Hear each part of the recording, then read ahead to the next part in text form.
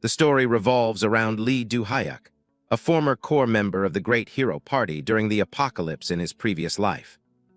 He and his comrades fought tenaciously in life-or-death battles against the ruler of an alien race intent on devouring all of humanity. However, despite giving it their all, the last survivors couldn't stand against that absolute dark power.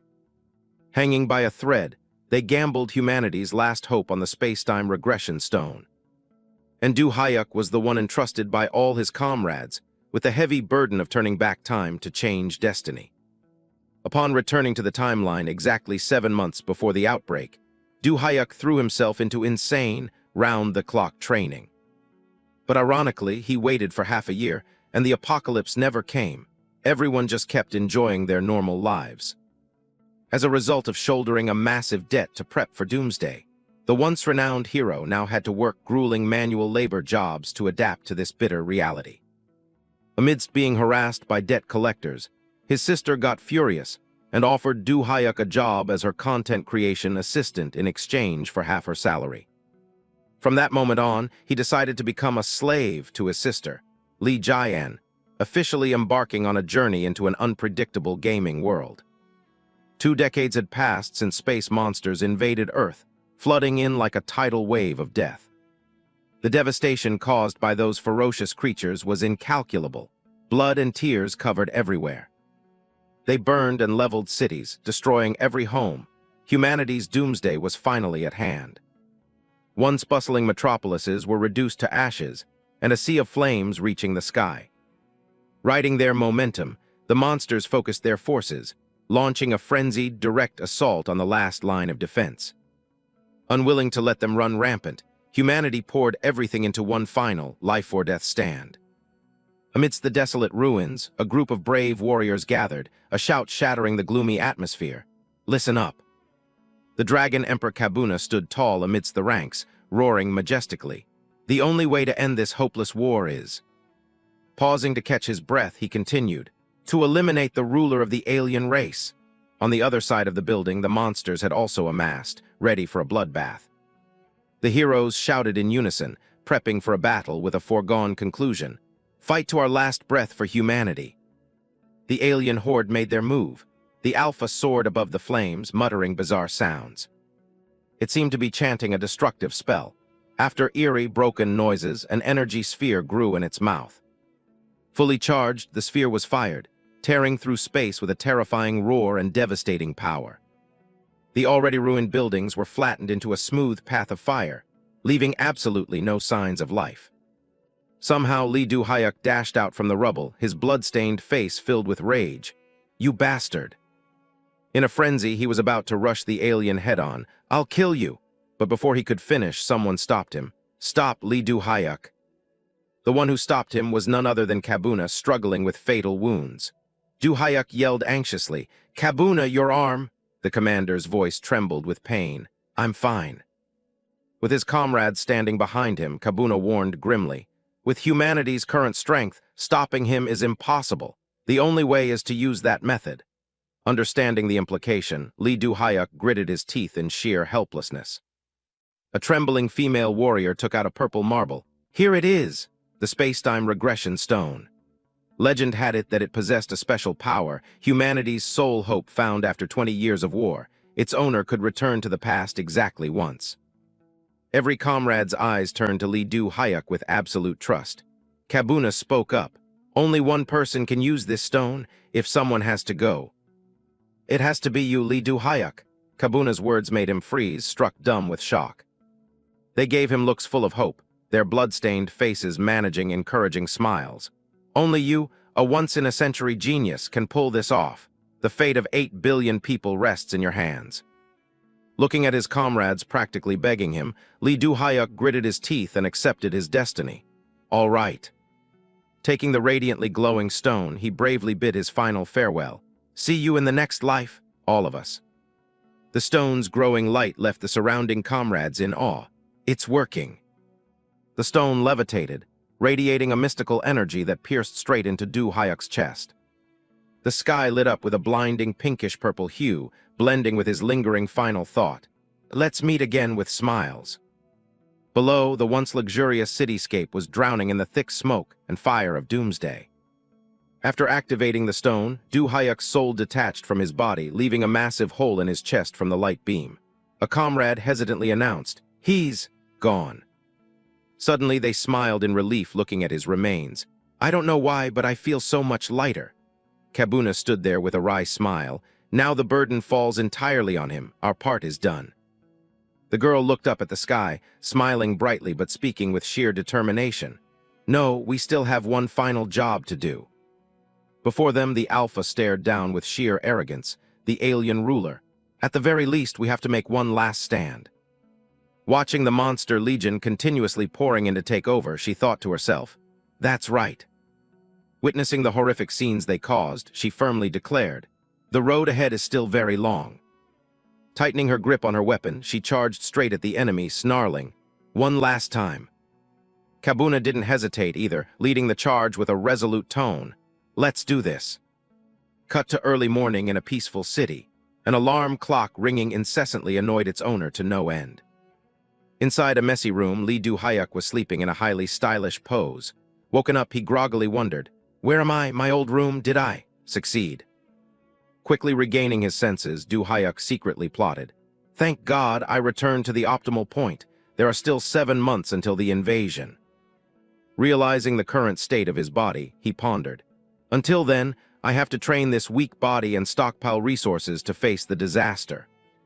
Grabbing a jacket off the wall, Du-hyuk reminded himself of his heavy burden. "The lives of 8 billion people depend entirely on me." He hurriedly threw on the jacket and hit the streets, his mind racing with calculations. "This time I need to awaken the moment the first outbreak happens. I have to train so this body can handle the awakening." 7 months passed. At Mount Bukhan, Du-hyuk's shout echoed through the forest. "The final moment is here." Standing before a large rock, he held his breath. "In 1 minute and 30 seconds, a cosmic rift will open right here." Gripping an iron bar tightly, Du-hyuk resolved to put up a real fight. "My current body is still far from my peak, but at least it meets the bare minimum." While waiting, he stared intently at the rock. "In 1 minute, the cosmic rift will open, and a massive surge of mana will pour out. Like a baptism, it will forcefully reconstruct the human body, carving an awakening circuit, a mana channel." Lee Du-hyuk lightly swung the iron bar to warm up. "The problem is the alien vanguard will appear at the same time. In Korea, that's the giant ants and four-winged roaches." The chaotic scenes of the apocalypse flashed before his eyes like yesterday. "At my peak, they were just trash, but for newly awakened hunters, even 6 people teaming up would struggle to take down one." The countdown finally arrived, and Du-hyuk thought to himself, "However, with my experience, I can handle it. It's opening," he declared loudly. 5-4. Wasting no time, Du-hyuk quickly got into a defensive stance, ready for battle. 3-2-1. He roared at the rock, "Come on." But the only response was the cold cawing of a crow. No explosion, no cosmic rift. The space remained eerily peaceful. He awkwardly made excuses to hide his embarrassment. "All right, a 10-second margin of error is totally possible, if I wait just a bit longer." And that bit longer stretched into late night. Under the pouring rain, his curses rang out. "It's been 10 hours. What the hell is going on?" Miraculously, Du-hyuk hyped himself back up, believing, "No way, I probably just remembered the wrong date. Tomorrow, I'll definitely come back tomorrow." Then that tomorrow dragged into a week. He stayed on the mountain so long that hikers started whispering, "Good Lord, kid, what are you doing here? Go home, you look like a lunatic." A month flew by. Du-hyuk's persistence finally paid off as people crowded around him like a tourist attraction. "Wow, it's the legendary stone statue guy of Mount Bukhan. Stand closer so mommy can take a picture, sweetie." Half a year dragged on. He even made the TV news. "This Zen master has been cultivating on Mount Bukhan for half a year. Parents even come here to pray for their kids' exams." His mom and sister saw the broadcast. "Huh, Mom, that's my brother. Good heavens, what is he doing up there?" No matter how long he waited, he couldn't deny that the world remained strangely peaceful. Only his family was scrambling to bring him home after his 6-month disappearance. "Honey, I found Lee Du-hyuk," and so ended his period of hopeless waiting. 3 months since that day. Now a construction worker, a voice called out to him. "Hey, Lee Du-hyuk, are you coming or what?" He yelled back while carrying a heavy sack. "I'm coming, seriously. How did I end up as an unskilled laborer?" Recalling the apocalypse, he was once praised by thousands with titles. Lone Wolf, Mad Wolf, Demon-Slaying Warrior, the Copy Ninja Kakashi, Genius, Ruler-Class Bane, War God, one of the 9 heroes. There were so many titles that I, Lee Du-hyuk, earned in my 10 years as a hunter. As if reliving those glorious days in his memories, Du-hyuk swung his arm, thinking of his final title. And lastly, the Savior. Amidst the crowded city streets, he felt completely out of place. To think a guy like me is just a laborer now, how humiliating, how could I face my comrades? He looked ahead, his heart heavy and confused. No matter how long I waited these past 6 months, there were no outbreaks. No alien species, no awakened ones, none of that exists in this world. Lee Du-hyuk frowned, bitterly accepting reality. In the end, I have to accept that this is a completely different Earth from the one I knew. Even if the multiverse theory is real, I never thought it would happen to me. His back looked lonely amongst the crowd. However, the fact that the disaster didn't happen is truly a blessing for the people of this world. Perhaps due to his positive thinking, the sky seemed bluer to him, even if it means the resistance group's sacrifice was meaningless. Yeah, it's better this way. Du-hyuk opened his arms to the morning sun, enjoying the fresh air. I should enjoy this peace for a while. But right as he was relaxing, his phone suddenly rang. He curiously looked at the screen, and what caught his eye was a barrage of notifications demanding a debt payment of $2,138,465, by the 30th of next month. The endless stream of messages terrorizing his phone left Du-hyuk staring blankly, his eyes practically popping out of his head in shock. A while later, after getting home, Lee Jae-in pulled him down to scold him. "Bro, sit down, we need to talk." Du-hyuk frowned in annoyance. "Now what?" Standing before her deadbeat brother, she started her usual rant. "What do you mean, now what? Bro, what the hell have you been doing lately?" That's right, she was Lee Jae-in, Lee Du-hyuk's younger sister. Her face twisted in frustration. "You're unemployed, so where the heck do you keep disappearing to? Since last year, you've been buying gas masks and all sorts of weird junk. Don't tell me you got roped into a pyramid scheme." Grabbing his collar, she yelled, "A year ago you randomly ran away from home, saying the apocalypse was coming, then hoarded tens of millions of won worth of gear in the basement. Do you know how worried Mom was?" Getting chewed out by his sister, Du-hyuk was in tears, full of grievances. Damn it, how was I supposed to know there wouldn't be an apocalypse? Recalling back then, the resistance group was discussing their plan. Kabuna grinned and told him, "First off, borrow money from wherever you can." Hearing that, he was confused. "Money?" Kabuna nodded. "Yeah, loan sharks or whatever, gather everything you can to prep for the disaster." "Then what?" He eagerly awaited the next step. Kabuna raised an eyebrow mockingly. "What do you mean? Who's gonna care about money then?" Pausing for a few seconds, he kept rambling. "Once the outbreak happens, the world is screwed anyway. Nobody's gonna be sane enough to collect debts." Yet, life isn't a dream, and this world remained ironically peaceful. The more he thought about it, the more frustrated he got. "In other words, I can't just ditch the massive debt I took on." Seeing him like that, his sister got even more annoyed and yelled louder. "Look at you, crying and sulking like you actually did the right thing." Tired from talking, Lee Jae-in let go, crossed her arms, and gave him an ultimatum. "Seriously, you're working manual labor lately to pay off all that crap, right? I'll pay you a salary, so help me make content instead." A clueless expression appeared on Du-hyuk's handsome face. "Huh, that content thing where you wear weird stuff on your head," she slowly explained. "I need to beat this 2-player game and I need your help." Hitting his blind spot, he panicked. "Me, but I've never played games before." Lee Jae-in sighed at her blockhead brother. "You're good at sports, you'll adapt fast. Besides, who else can I even ask right now?" Not caring much for her nonsense, Du-hyuk slowly stood up to leave. "Give it a rest. How much do you even make from streaming that content anyway?"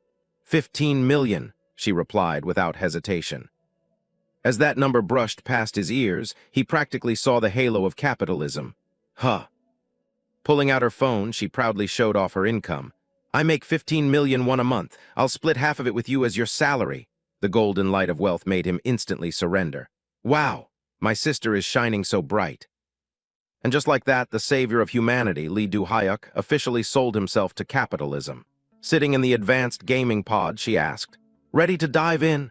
Wearing the gear he previously mocked, he yelled, "Yes, master," officially becoming his sister's slave. The light from the machine illuminated her excited face.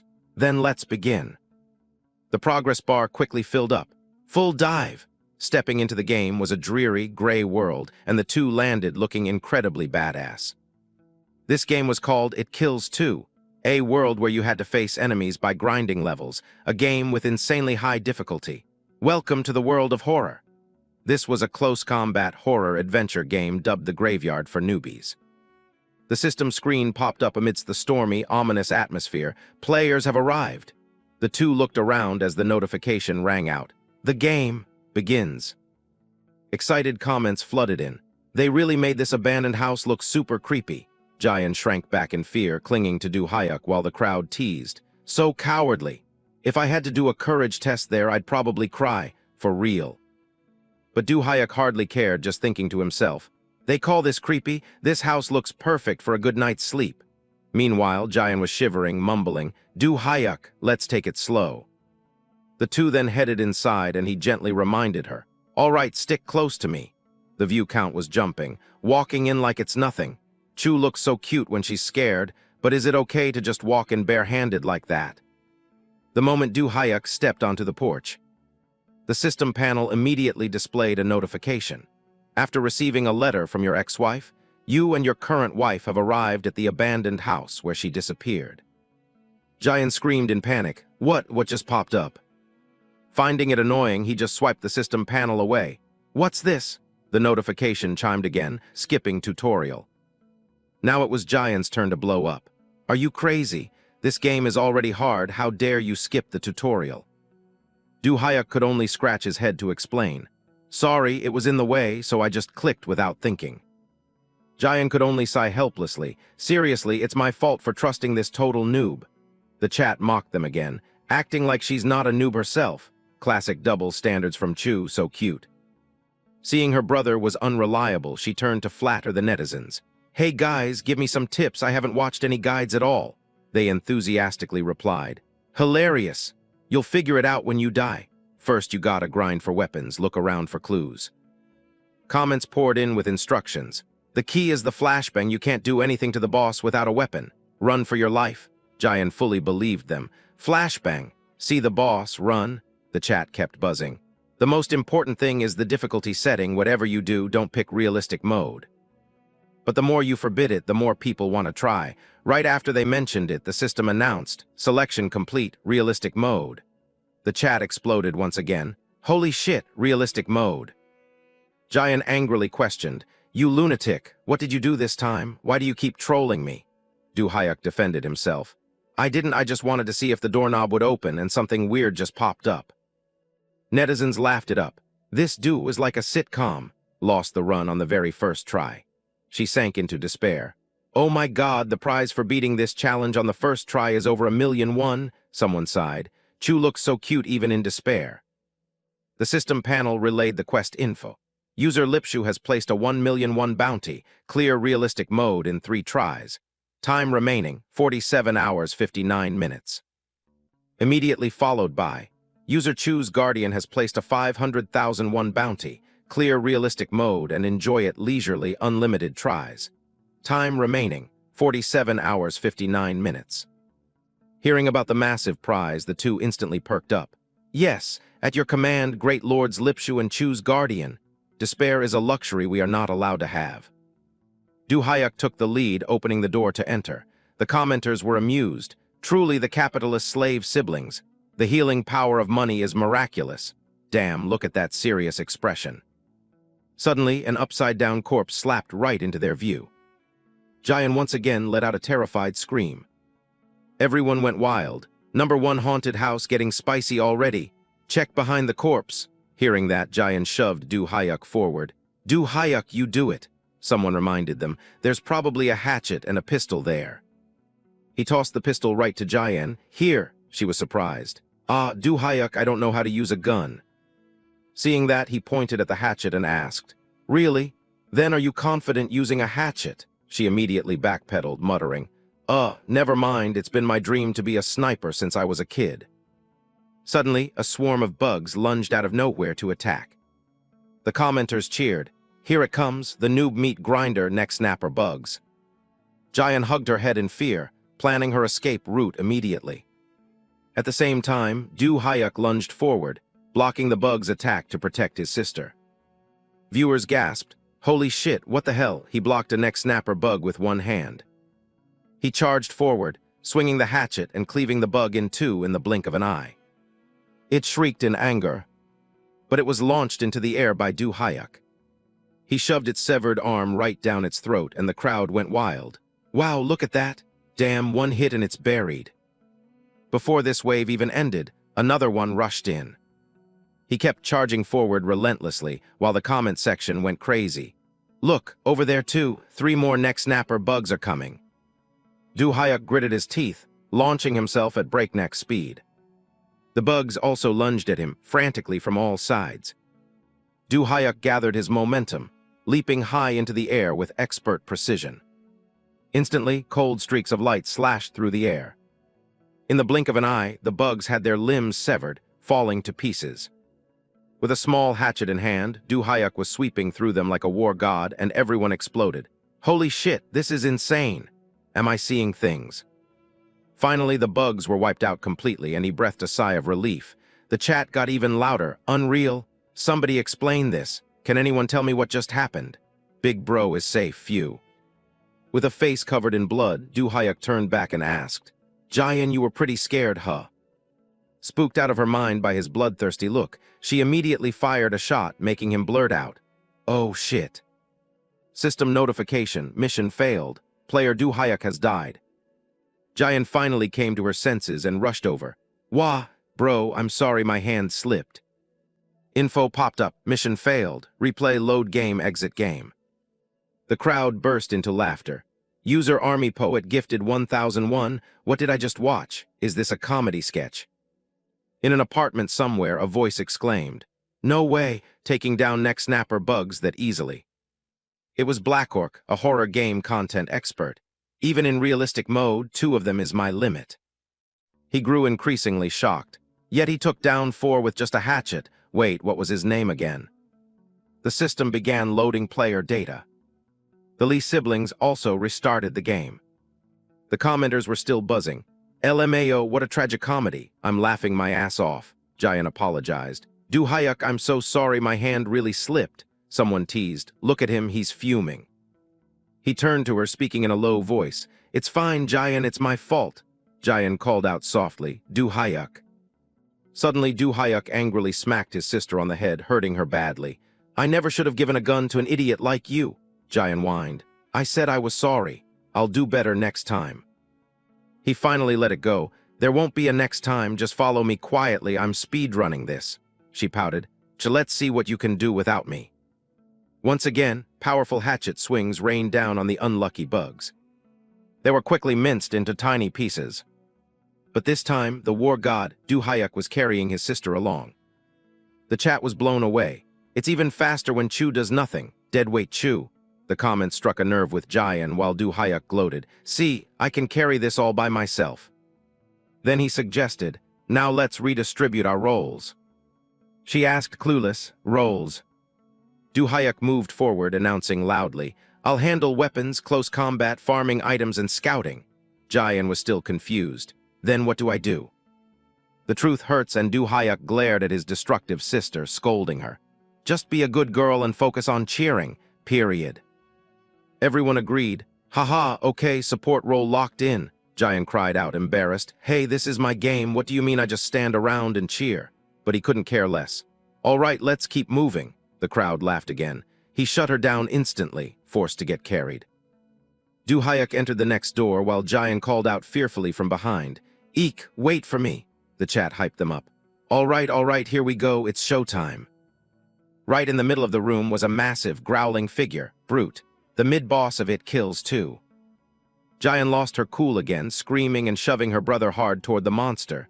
Yikes, there it is. Seeing this, the monster roared and charged.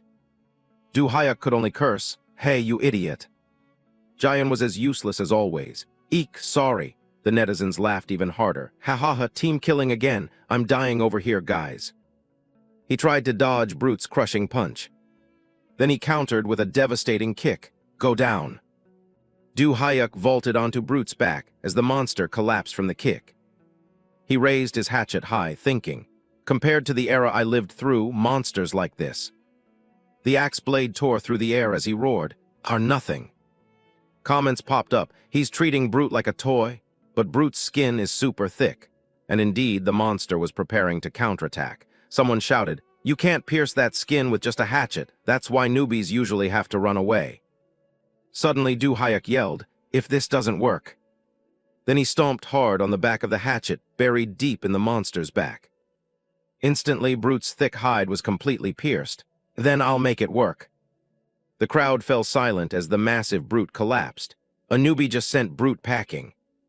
User Lipshu gifted 1001. Did he actually just kill it? Someone doubted, is this a joke or are they actually playing? Even Jayan couldn't believe it. I don't know either.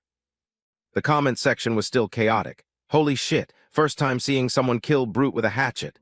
Brute isn't meant to be killed, man. Du Hyuk was puzzled. Huh, why not? It's super easy. His words left them speechless. Hilarious. Usually, only hardcore players armed to the teeth can kill it, and only after getting the crap beaten out of them. A big question was raised. You're really not a newbie, are you? Jayan immediately shot back. No way, my brother is a total newbie. That person still didn't believe it. If you're so confident, show us the status window. Jayan ordered, Sai, fine, open the status window, bro. The status panel appeared, play history. It kills 2 playtime, 6.6 hours stats, 134. The crowd was startled. Huh, he really hasn't even played for a day. Then the focus shifted to the number 134. Wow, forget that, look at this. What the hell, his stats are 134. He looked at the roaring comments, terrified his identity would be exposed. When new players start, even pro athletes only have 125. 140 is considered the human limit.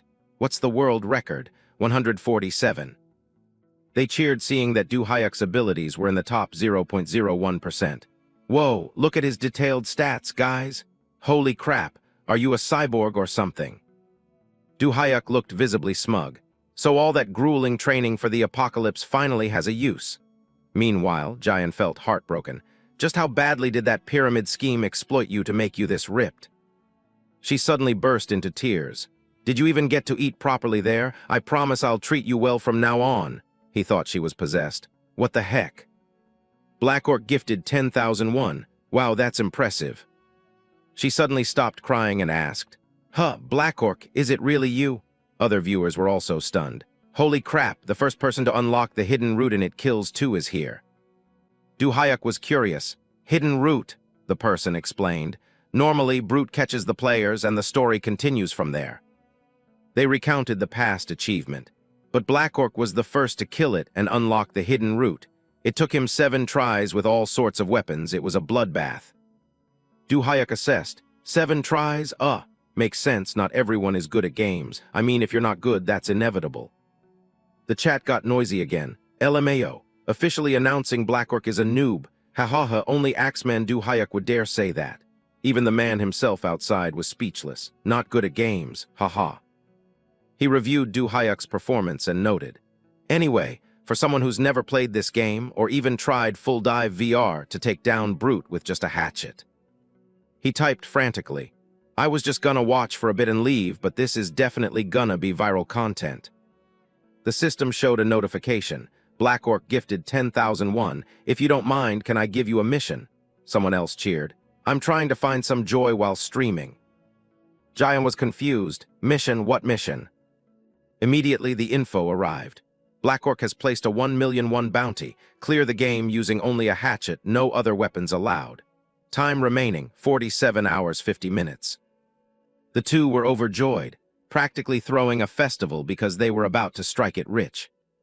The chat buzzed, but clearing the game with just a hatchet, never mind Brute, how are they gonna beat the other bosses? Orc, don't you think that's going too far? It Kills 2 has all kinds of monsters, not just humanoids. Asking them to beat everything with that tiny hatchet is basically telling them to give up. Outside, he cheerfully reconsidered. Seems a hatchet is a bit much, huh? then a crowbar and a chainsaw. Suddenly the system announced, "Mission accomplished. Black Orc gifted 1,000,001. Turns out Du Hyuk slipped up again. Giant screamed. "What did you do now?" He didn't know either. "I meant to accept the hatchet mission, but I accidentally hit complete." Du Hyuk had no choice but to grab his sister and charge ahead. "Well, what's done is done. We have to finish this mission at all costs," she screamed. "Stop being crazy." Another monster appeared, Egrand, the second boss, capable of slicing players in half with insane speed. Black Orc was stunned. "That chainsaw arm just needs to graze you and you're dead. The damage is insane and its attack patterns are super complex." He evaluated mentally. Normally, one player has to use heavy firepower to stun and aggro it, while the other targets its weak spot. This cycle of aggro and attacking is the official strategy to deal with Egrand, so a two-person team is mandatory. The system chimed. Black Orc gifted 10,001, but what's with that crazy playstyle?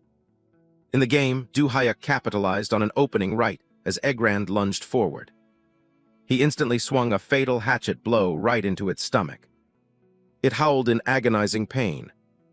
Du Hyuk thought to himself, "What official strategy? In my time, if we didn't have weapons, we'd have to bite them to death." He readied another swing. If there's no set method, you find a way at all costs, and among the hunters, I was the absolute best monster killer. Egrand's chainsaw finally had a chance to strike. This so-called official strategy from a 5-year-old VR world, compared to the anti-monster tactics I developed during humanity's 20-year war. But he easily dodged it. It's no different from a children's picture book against an enemy reliant on speed. Du Hyuk swung his axe hard into its calf. All you need to do is destroy its source of mobility. Then he kicked it flying like a punching bag. Once you break the enemy's speed and balance, the finishing blow will be. Egrand furiously tried to charge again. Aimed straight at the neck, the weak point of humanoid monsters, strike. Thinking and acting as one, he charged forward with his hatchet without hesitation. The sharp blade bit deep into Egrand's flesh. But Du Hyuk suddenly realized something was wrong. Commenters watched in panic as Egrand caught the axe barehanded. "Oh crap, the hatchet is stuck." Seizing the moment, it gathered momentum and swung its chainsaw hard. The sharp saw roared, getting closer and closer. Witnessing this, Giant screamed in absolute terror. Egrand swung the chainsaw wildly, aiming to cut through iron like mud. But with his vast combat experience, Du Hyuk lightly leapt into the air, dodging the attack perfectly. Viewers could only drop their jaws at this impossible reflex. He dodged it. Look, its chainsaw broke. A second later he landed, using all his strength to crush the enemy's broken chainsaw under his foot. Comments rolled in constantly. "This is tense, but if he can't break through Egrand's defense, it's all for nothing." With its weapon destroyed, it roared in fury, deciding to fight barehanded. Whenever this giant felt danger approaching, its defense skyrocketed to terrifying levels. Du Hyuk gritted his teeth and shouted, his aura overwhelming. "If your defense goes up, I just need to hit harder and smash it to pieces." Facing an opponent many times his size, he channeled all his power into his legs, delivering a thunderous finishing blow. The chainsaw blade under his foot was stomped on so hard it deformed completely, twisting pitifully. A furious slash came down mercilessly. Egrand's head flew off its neck, blood spraying all over the arena. Du Hyuk clenched his teeth, pouring his last ounce of strength into the final strike. One-hit kill. The giant collapsed like a bag of minced meat, while he lost his balance and crashed straight into the wall. After taking down Egrand, Du Hyuk chuckled to himself, exhaling a sigh of relief. This guy was a little tough to chew. Giant rushed over, throwing her hands in the air, screaming in excitement. "My brother did it! We won!" Viewers were completely mind-blown. He said it was tough to chew but logged him out in one hit. What a legend. So entertaining to watch. A user named Doyukchu donated 100,001 with a message. "How are you so good at this?" Du Hyuk just smiled awkwardly and explained. "Ah, that guy is much easier than you think." He began narrating his secret. "You just need to analyze its muscle movements and the direction of its pivot foot, then aim precisely at the ankle it uses to balance during attacks. I completely neutralized its speed." Du Hyuk calmly continued explaining his technique in detail. "And before it can even strike, If you can read the movement of its shoulder muscles along with the tension in its biceps, you can easily predict the direction and timing of the attack. As he spoke, he demonstrated it live for the audience. He dashed forward so fast he left blurred afterimages. Then just dodge like I did earlier and hit Regressed as hard as you can. The chat started blowing up in awe. Unreal, moving like it's a movie. Master Axeman pretty sure only a 5,000,000 setup could pull this off. Du Hyuk sighed in relief, replying, "It's easy." The viewers teased again. "If you can do this, you can probably dodge bullets too, huh?" He picked up the hatchet and described with utter confidence. "That's even easier. Bullets travel in straight lines, you just look at the barrel to dodge or block it with the axe if you have to." The viewers burst out laughing at this overwhelming confidence. "Haha, sounds too easy. Come on, no matter how you explain it, you're the only one who can actually do it." Right then, Giant spoke up from behind. "Bro, there's a tunnel here." Du Hyuk turned and replied, "Oh really, wait up." The viewers were eagerly anticipating the next part. "Finally time for an ambush, huh?" Du Hyuk didn't forget to interact with the audience, smiling lightly. "Anyway, we don't have much time, so I'll explain things as we go." Giant, having just found a new weapon, called out, "Wait a sec, bro, there's another hatchet." A viewer chimed in. "Oh right, when you beat Regressed, it drops a machine gun and a hatchet." He grabbed the weapon, accidentally blurting out, "Oh, dual hatchets. Back in the day, I killed countless monsters with a pair of these." Luckily, Giant didn't notice because she was terrified by the sight ahead.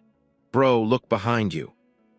A horde of frenzied zombies charged forward, howling wildly as if wanting to tear apart anything in their path. These were the enhanced zombies. The siblings froze at the horrific sight. Viewers excitedly commented, "Here we go, massive enhanced zombie ambush." Instantly, a hatchet swung down, cutting through the air, but one zombie managed to raise its arm and block it in a split second. But blocking was useless.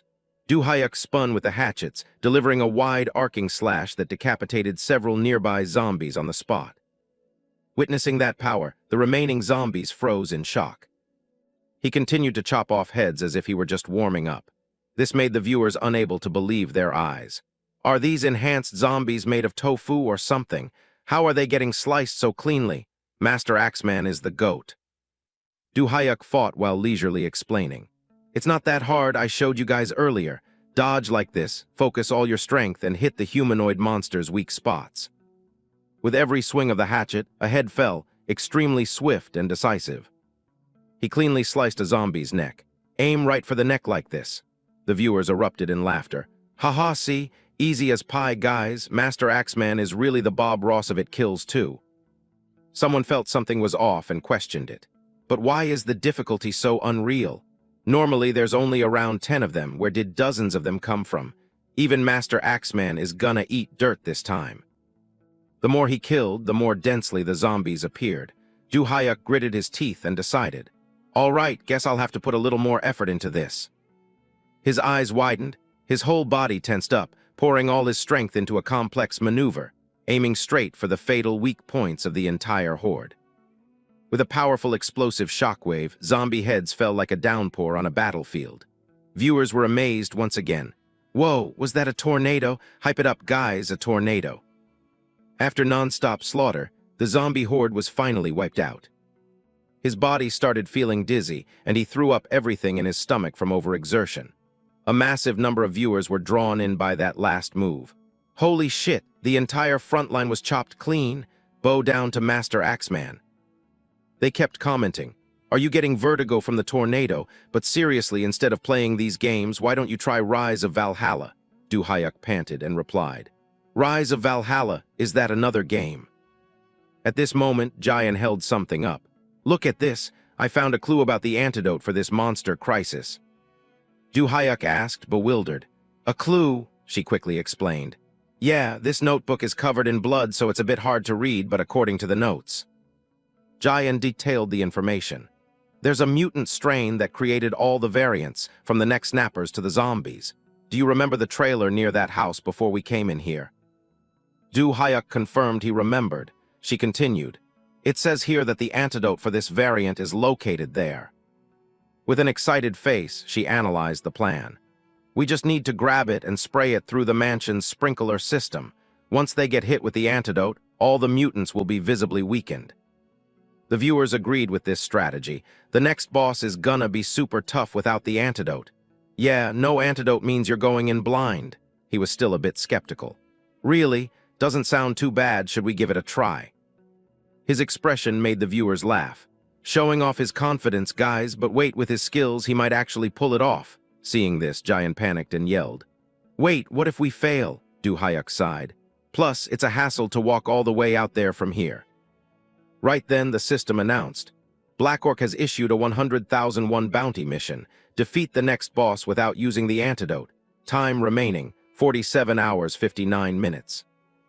Seeing money about to hit his pockets, his eyes instantly lit up. Well, if that's what Black Orc wants. On the other side, Giant also flipped faster than lightning.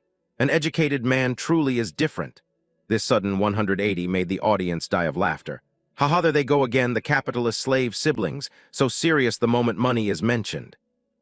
Just then, a mechanism in the cellar started moving. She gasped, confused. The floor is collapsing, Du Hyuk followed up. Looks like we have to go down there. He jumped down first and signaled. Let's go, jump on my shoulders. Giant, surprised, hurriedly jumped. Wait, hold on. Du Hyuk landed safely with a cinematic landing, but his sister's terrified scream from behind ruined the serious mood. A comment popped up, welcome to the sewer maze. Giant pinched her nose, complaining. Gross, what is this awful smell? He smiled brightly, thinking to himself. This smell brings back memories. I basically had to live in the sewers back then to hide from the aliens. Just then a rat ran across, making her scream in fear. Oh my God, a rat! In stark contrast, Du Hyuk cheered with sheer delight. Sewer rats make the best soup. The broth is absolute top tier. But a second later, a swarm of giant rats appeared, looking extremely aggressive. Giant stuttered, unable to form words. Ah, rats, giant rats. But in his eyes, they were just an abundant food source. Delicious, giant rat meat, here I come. Seeing Du Hyuk charge forward, the alpha rat flinched, an uneasy feeling washing over it. He rushed in, slashing lightning fast, dispatching the rats in the blink of an eye. Before the giant rats could even figure out what was happening, they were all sent to the afterlife. Holding a rat leg in his hand, Du Hyuk's eyes sparkled. Acquired the premium hind leg of a rat. Unable to wait any longer, Du Hyuk shoved the raw rat meat straight into his mouth. Bon appetit! Giant was so shocked she froze. Hey, you maniac, why are you eating that? But before he could even bite into the meat, a rock flew out of nowhere, knocking his prey away. A terrifying pressure radiated out as the ceiling was smashed, leaving a massive hole. The next two monsters appeared. They were late-stage boss monsters, infamous for their deadly tentacles and insane regeneration. With grotesque, tentacle-covered bodies, the killing intent they emitted made anyone tremble in fear.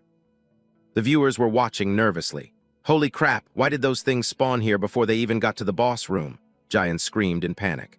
What the hell are those? Why are there two of them? Run, bro. The audience also felt it was unfair. Is the AI difficulty setting broken or something? Definitely a game bug. Someone wondered, wait, what is Du Hyuk doing? The two monsters were also speechless at being completely ignored. He was crying, fishing around in the sewage water. My rat meat! It was so hard to feel the joy of eating garbage again. Blood rushed to his head and he roared furiously. You bastards! How dare you ruin my rat meat! I won't let you get away with this!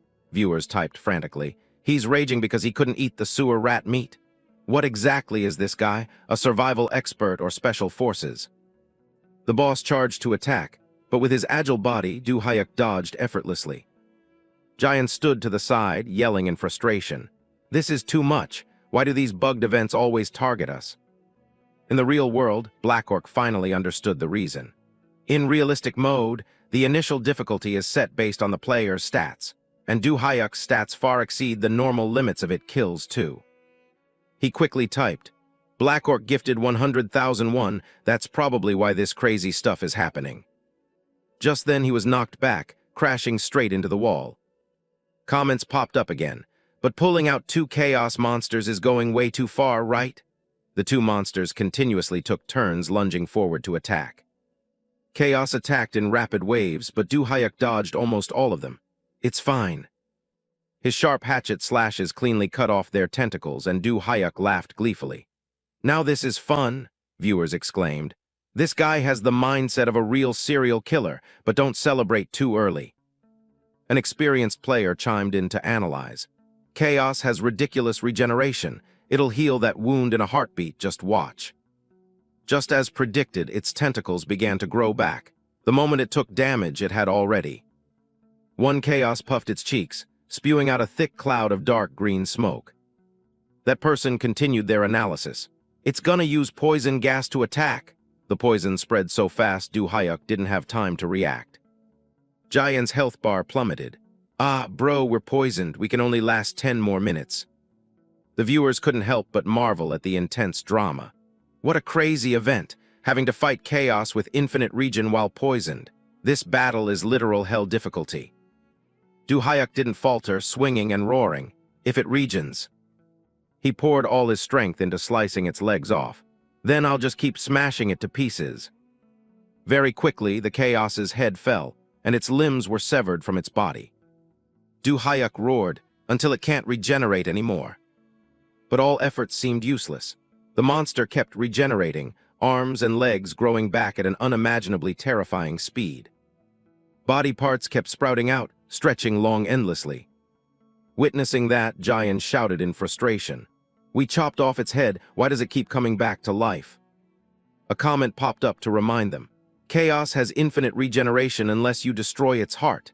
The Chaos charged madly once again. Reading the comment, Du Hyuk paused for a beat. Immediately after, he quickly changed his strategy. Its heart, so that's its core. Instantly, he leapt high, severing the guy's arm. Sharp tentacles stabbed straight down, blood spraying everywhere. Jayan screamed in panic. Bro, the viewers were also on the edge of their seats. What was that? Did he get hit? Turns out he managed to dodge to the side, making the chaos kill its own partner. The audience erupted in excitement. Unbelievable, absolutely incredible. Du Hyuk jumped to the side, standing firm as he watched the scene. The chat was filled with admiration. He tricked the enemy into destroying the other one's heart. That's insane. Did he plan this from the start? Realizing it fell for a trap, the chaos glared at Du Hyuk, opening its mouth wide as if to eat him alive. He didn't hesitate, springing high into the air and slashing straight down at its head. Du Hyuk used all his might to cleave straight down the middle. Just like that, the chaos was sliced in half, blood spraying everywhere. He stood proudly on the monster's chest, smiling with pure satisfaction. The viewers flooded the chat with praise. Holy shit, you can do that. Mom, when I grow up I want to dual-wield hatchets like him. Chant Lord Du Hyuk's name, guys. Jayan also couldn't stop praising him. You're amazing, bro. The system chimed. Chaos extermination mission complete. Her eyes started sparkling.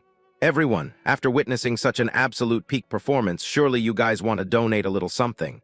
The viewers felt helpless. Here we go, smooth transition to begging for donos. Turn on tipping mode, guys. Notifications popped up constantly. User-only action games donated 100,000 won. Absolutely insane, master. User McLaren donated $100. So freaking cool. User Kalchemler donated 50,000 won. Has this guy gotten his mental health checked yet? Watching the numbers jump, Jayan was overjoyed. Thank you all so much. I'll use this money to buy meat to bulk up my brother. Seeing this, Du Hyuk silently judged. Good lord, is that all real money? Just how much did she make today? She sighed, turning to ask him, what now? Do you want to keep going? He smiled lightly and replied, I've been playing for about 8 hours. Let's stop here for today. This made the viewers incredibly disappointed. It's only been 8 hours. You gotta grind for at least 18 hours. How can you abandon us so cruelly, bro? Du Hyuk pointed at his head and explained, my focus is starting to slip. Plus, since it's my first time in VR, I think I'm getting a little motion sickness. Hearing that, the viewers understood. Well, if you put it that way, fair enough, but next time you have to play longer. He smiled friendly and replied, got it. Next time I come back, I'll clear this whole place out. Jayan winked playfully, saying goodbye. That's all for now, bye-bye. Even though they exited the game, the chat remained extremely active. The boss is right there, just fight it. Wait, why did we say they couldn't quit but they did it anyway? But didn't we just witness a new page of history being written? The scene shifted elsewhere, the comments still incredibly lively.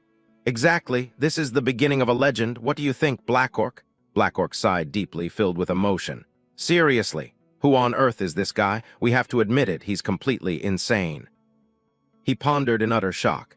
If his skills in It Kills 2 are already this terrifying, what will it be like in other games? Recalling Du Hyuk's horrifying combat scenes, Black Orc concluded firmly. If this guy plays another game, it's guaranteed to be a hit. No, it'll definitely be a global blockbuster. In that moment, he made up his mind.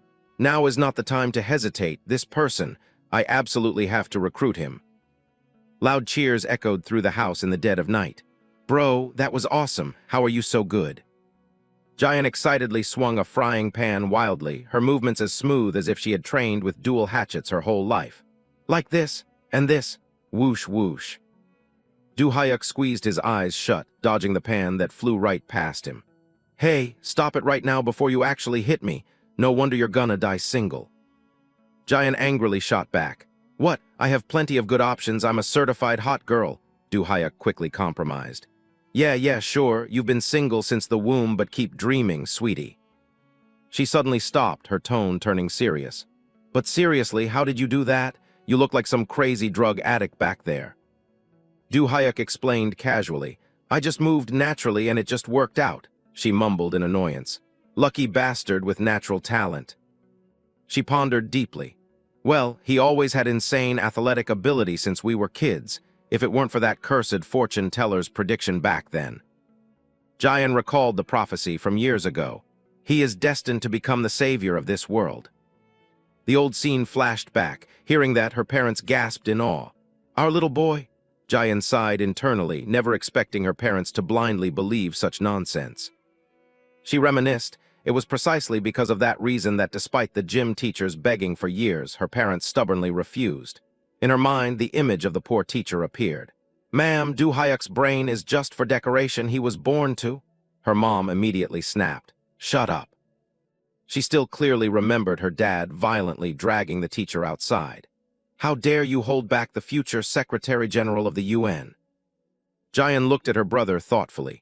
If they had listened to that teacher back then, at least you'd have a few Olympic medals by now. Mom and Dad regret it every single day. Du Hyuk looked up lazily, asking, what? Jian sighed heavily. Whatever, but hey, since you have the skills, why don't you try doing content creation yourself? Du Hyuk pointed at himself skeptically. Content creation, me? Jian excitedly held up her phone. You saw the viewers' reactions today, right? With those top-tier skills, I guarantee you'll blow up, no question about it. Du Hyuk pondered. Come to think of it, it really has been a long time. Memories flooded back. Before returning to the past, he had spent over 10 grueling years just fighting to stay alive. If I didn't kill the space monsters in front of me, I'd be the one lying dead. He reflected bitterly. His previous life was so monotonous and deadly that he was sick to his stomach of it. Du Hyuk remembered those brutal scenes. That battle in the VR game was the most thrilling thing I've tasted in a long, long time.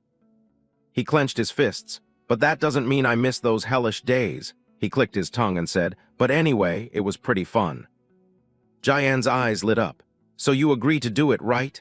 Du Hyuk replied realistically. I still have a mountain of debt to pay off. Let me think this through carefully. She tried her best to persuade him. Oh my God, you idiot. Because of the debt, you should stream even more. Just with the bounty Black Orc gave out earlier, you pocketed 3 million won today alone. Du Hyuk was so shocked his jaw dropped. 3 million? In just one day, then I can clear this debt in no time. Jian sat back in her chair like a queen. Make sure you do a good job, you hear me? By the way, do you even have enough money to buy a gaming pod? He respectfully offered her a plate of fruit, flattering her. Oh dear, I'm relying entirely on the debit card of the greatest sister in the solar system. Jian gloated endlessly. Let's do it. I'm in a good mood today. It's just a pod for my big brother, right? It's on me. Du Hyuk flattered her like crazy to keep the sweet deal. My sister is #1. Enjoying the admiration, she urged him on enthusiastically. Keep going, praise me more, let's hear it. As Jian was about to pay, her phone suddenly vibrated. I got a message. She suddenly cheered. Oh, bro, look at this. Du Hyuk asked anxiously. What? Are the VR pods sold out? Jian happily announced. No, Black Orc sent you a private message. He suddenly realized. Ah, the guy who first discovered It Kills 2's hidden route. She pointed at her phone screen, super excited. That super famous streamer, he wants to collab with you, isn't that awesome? Du-hyuk exclaimed in shock. Collab. He instantly waved his hands in refusal. Are you crazy? No way. Jayan looked ready to explode. What? Why not? Do you know how famous he is? Just teaming up with him once will make our view count skyrocket. Du-hyuk hugged his chest defensively. Knock it off. You want me to go mingle with that guy just for a gaming pod? I respect his preferences, but I'm strictly into girls. He covered his face, crying dramatically.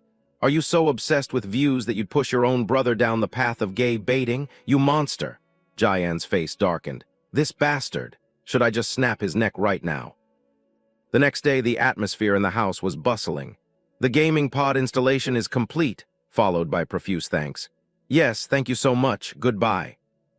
Du-hyuk appeared with a swollen, bruised face full of resentment. That brat! She should have explained it clearly. She made me think a collab meant doing that. He sighed, reassuring himself. Well, once you throw the spear, you gotta follow it. I have to go all out this time. Du-hyuk sat inside the pod. This was a high-end model bought with Jayan's card on a 12-month installment plan. Since his sister insisted it was essential equipment for his future streaming career, he went ahead and added a few modern features, bumping the price up to 20 million won. He thought deeply. We've fought like cats and dogs since we were kids, but she's actually a softie at heart. Don't worry, Jayan, your big brother will use this machine to rake in mountains of cash, pay off all the debt, and buy you lots of gifts. He booted up the screen. The system announced, full dive, initiating game search. Du-hyuk browsed the categories. Let's see, maybe I should try a game mode instead of realistic simulation this time. He selected his target. If I pick a game that lets me use near-superhuman stats, maybe it'll quench my thirst for action that it kills two couldn't satisfy. He carefully studied the options. Let's see. This game looks pretty decent. But seriously, any decent game costs at least 200 bucks. Du-hyuk sighed wearily. Guess I'll just pick the cheapest one. This is. His eyes suddenly lit up with excitement. Isn't this the fighting game I used to play as a kid? He was thrilled. Awesome, Ultimate Fighter FD. I can't believe they released a full dive version too. Du-hyuk didn't hesitate to click on the $20 price tag. The legendary superhuman fighting game, Ultimate Fighter, for just 20 bucks. Gotta grab it right now. The system chimed. Ultimate Fighter FD purchased, connecting to the game lobby. Du-hyuk was pulled into the virtual space amidst the system's voice. Please enter your nickname. He clenched his fist decisively. If my old Ultifight nickname is still available, I'll just use the name whatever. The screen instantly displayed. Nickname set whatever. He threw a powerful punch at the ground to test the feel. All right, let's check my body's status. His strike was so strong it made the surrounding space seem to shatter, sending an explosive shockwave right from his fist. He agilely executed familiar combos. Combo strike. Du-hyuk focused intensely, aiming precisely at the virtual target ahead. Ignoring everything else, he unleashed devastating strikes forward. A direct punch slammed straight into the virtual wall. Wolf Fang. Du-hyuk breathed a sigh of relief. So this is my absolute limit in game mode, He looked down at his fists. While it's not enough to be called a true superhuman, it far exceeds the limits of an ordinary person. He analyzed it thoughtfully. Maybe this is the highest level a normal person can reach. If it were any faster, normal perception probably wouldn't be able to keep up. His eyes showed clear determination. All right, that's enough warming up. Time for real combat. Computer, search for a ranked match. The system notification popped up. Currently, player, whatever, has not reached the required level to participate in ranked matches. Du-hyuk looked up, disappointed. Right, that's the rule of the game. Fine then, find me a public lobby. The system continued.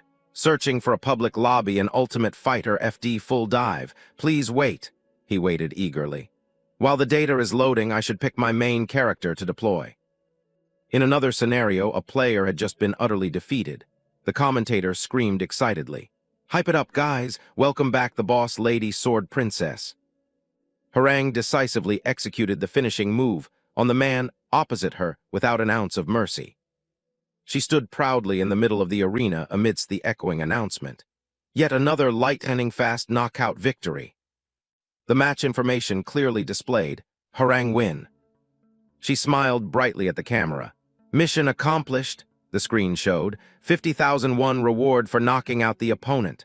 She thought to herself, today's mission was truly a piece of cake. Harang suddenly looked at the exploding chat box. Netizens couldn't stop screaming. Who is this girl? How is she so good at Ultimate Fighter? User Sword Princess Fanboy donated 10,001 with a message. Are you a newbie? Do you not know Sword Princess's reputation? The crowd started buzzing.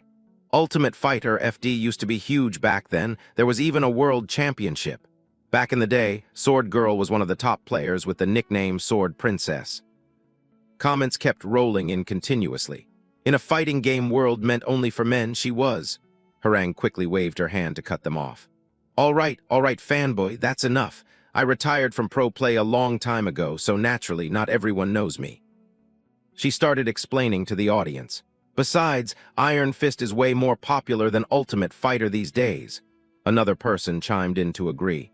True, everyone switched over to that now. The girl got excited again. Anyway, it's been a long time since I logged back into this. I need to find a new match quickly. Computer, find me a lobby with players of the same rank. The computer responded, searching for corresponding ranked lobbies, found a suitable lobby. Minimum wait time, 9 minutes. Harang looked visibly displeased. 9 minutes, that's too long, what about the next one? The info continued to show, wait time, 12 minutes. She scratched her head in frustration. Waiting this long ruins the packing of the stream. Suddenly a donation popped up. User Spider-Girl donated 1,001. Then do public match missions to relive the old days, sis. Harang nodded excitedly. Sounds reasonable. The ranked queue is always super long anyway. The system announced, User Spider-Girl has placed a 100,001 mission bounty. Win 5 consecutive public matches. Time limit, 11 minutes 59 seconds. She was stunned.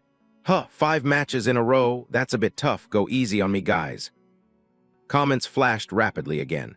Yeah, since Ultifight isn't hot anymore, it's just filled with veterans. Public lobbies now are essentially death zones run by those old-timers. Exactly. That's where high-ranked experts go to stomp noobs. The chat kept jumping. Because of that, public matches are basically just noob farms for those veterans. Last time, Sword Princess got completely wrecked by a Pro 2, remember? Netizens started jeering.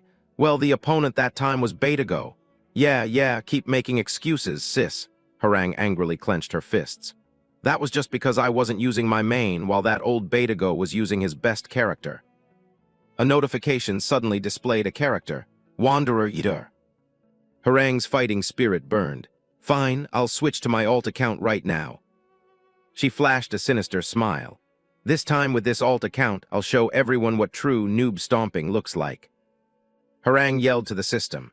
Computer, create a public lobby titled 1v1 Ultifight Duel strictly for newbies only, the computer replied.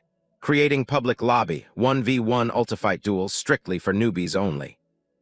The viewers gasped in awe. Nice, the reign of the veteran demon begins. We're about to see a classic noob slaughter, the system announced. Public match established. Rivers of scorching lava began flowing through the arena. The commentator was amazed. This map, it's the classic map, Ultimate Fighter Volcano. The character Hoken appeared imposingly. Netizens started chattering. All right, who's the challenger this time? The Shadow Warrior Hoken, the fighter with hands burning with the Black Dragon fire, looking at his stance, probably platinum rank, Yer silently analyzed her opponent. Hoken, a character with consistent damage, easy-to-learn skills, and a direct fighting style. No wonder he's one of the top 3 most popular characters in Ultimate Fighter. A strange light suddenly flashed amidst the red-hot volcano. Hoken roared, charging straight at you to attack. She evaluated him mentally. The defining trait of this character, just like any other brawler, is a relentless offense that leaves no room to breathe. He slammed his fist hard into the ground right in front of her, shocking her. Black Fire Strike. Yer quickly stepped back to dodge. A close-range fighter, the basic strategy for a mage fighting a brawler is. Yer powerfully raised the staff in her hand. First, create distance, then use long-range magic to finish them. Hoken stared blankly at the scene unfolding before him. He quickly shielded his face from the blinding light radiating outward. You're charged at him like a maniac with terrifying speed. Take this, here's some magic. She suddenly threw her staff straight up. Magic staff strike. Hoken was painfully knocked away after the massive collision. He quickly covered his mouth, yelling out of sheer frustration. Hey, what the hell is this? What kind of weird magic is that? You just threw your stick. Yer instantly closed in, grabbing Hoken's arm. He stared in shock at the girl in front of him. She lifted Hoken's arm up. This is the ultimate magic among all types of magic. Yer executed a lethal throw, completely slamming her opponent into the ground. Physical therapy magic, the crowd gasped in amazement. Here it is, the godly grapple throw. She even copied Hoken's grapple animation exactly. Yer gripped her staff tightly, gloating as she explained. Actually, physical therapy magic. She smiled wickedly. Is just a setup for this spell, the cast time is a bit long. A brilliant aura burst forth and the chat exploded again. Nice, here it comes, Major's ultimate move, Meteor Summon. She laughed maniacally, raising her brightly glowing staff high. Hoken looked at Yer, in pain and completely helpless. He cried out in terror. This is too much, the viewers replied, highly amused. What do you mean too much at this point? It's fair game, bro, what's wrong with it? The blazing fire continued to mercilessly scorch everything around them. Yer laughed heartily. Farewell, platinum rank, I hope you become a veteran gamer in your next life. Hoken roared furiously. You damn Ultifight veterans, I hope this game dies. The screen flooded with messages. Stomping platinum noobs feels so good. Thanks for the compliment to the game, dear Hoken. The system chimed. Sword Girl wins. The notification text read, Restoring Arena. Yer breathed a sigh of relief. Luckily, that last opponent wasn't too much trouble, everyone agreed. That matchup was too easy for you. Yeah, sweet as a peach. She urged excitedly again. All right, let's finish this 5-win streak mission. Computer, bring up the next challenger. The system announced, summoning the next challenger. A mystical light appeared once again. A completely new silhouette materialized in front of Yer. The opponent's information came through. Meta Steve. Steve looked around the surroundings in surprise. The commentator was also stunned. Huh, Steve, isn't that character meant exclusively for newbies? Steve gathered momentum, jumping up and down continuously as if testing the gravity, leaving viewers confused. Is his info set to private? Must be, I can't find this character's match history. Wait, what the hell is he doing? Don't tell me he's warming up. He started tapping the arena floor repeatedly. This bizarre behavior set the chat buzzing. Hey look, he's even patting the arena floor, that's hilarious. What's wrong with this guy? Looking at him, he's definitely a total newbie. Steve looked eagerly at the rolling, fiery magma. Look, magma, Yer sighed helplessly in her mind. This is definitely a clueless newbie. Do I really have to slaughter this little chick? The viewers immediately protested vehemently. Are you really gonna hit him? Protect the newbies. Down with newbie bullying. She covered her mouth with a smirk, her tone full of smugness. Well, I'd love to protect the newbies too, but I have a mission to finish. Besides, I didn't expect a real noob to show up here either, the crowd heavily criticized. Wipe that smirk off your face before talking. You're the one who titled the room strictly for newbies only. It's all your fault. Yer resolutely raised her staff, ready to finish this.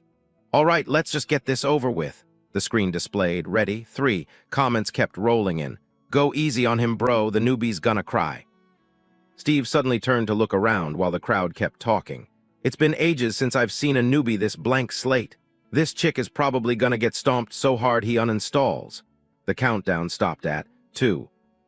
Steve gathered his strength, ready to jump. Someone quickly typed, RIP newbie, system announcement 1. The resounding battle command echoed, fight. Steve clenched his fists, charging forward with blinding speed. Yer was ready to engage, and comments appeared full of mockery. Here it comes, the classic newbie diving attack. She smiled wickedly, lightly stepping aside with full confidence. As if that move would work on me. Even I dodged Hoken's explosive attack, a newbie's tackle has no chance. Suddenly, Steve surprisingly planted his hand on the ground for leverage. Using that momentum, he thrust his fist straight toward her, leaving her utterly shocked. Huh. She took a punch straight to the face in pure astonishment. Wait, hold on. Yer continuously took the brunt of his relentless steel punches. Steve kept attacking furiously, giving his opponent not even a second to breathe. She was beaten until her face deformed, completely losing the aura of a top-tier player. Steve stood proudly in the vast space, exuding a majestic presence. In contrast, lay writhing in pain on the ground. He thoughtfully looked at his fist. That felt good. Everyone was in an uproar. That was a perfect. A newbie just cooked a veteran player. This dude actually said it felt good. What the hell did I just watch, bros? The system notification popped up. Round 2. Yder suddenly sprang up, trying to force herself to stand after the humiliating defeat. Steve looked at her, bewildered, seemingly not understanding what was going on. She refused to accept it, screaming with bitter resentment. "No, let's go again, fight me again." The comments endlessly mocked her. A perfect defeat.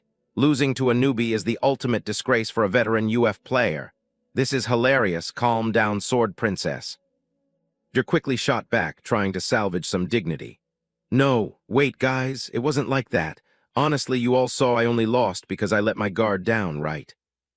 The crowd got noisy, full of sarcasm. "The let my guard down excuse again? That's fire. Don't you remember what you said when you beat your last opponent?" User Sword Girl donated 1001 with a message. "Exactly. I remember you saying letting your guard down is part of your skill set."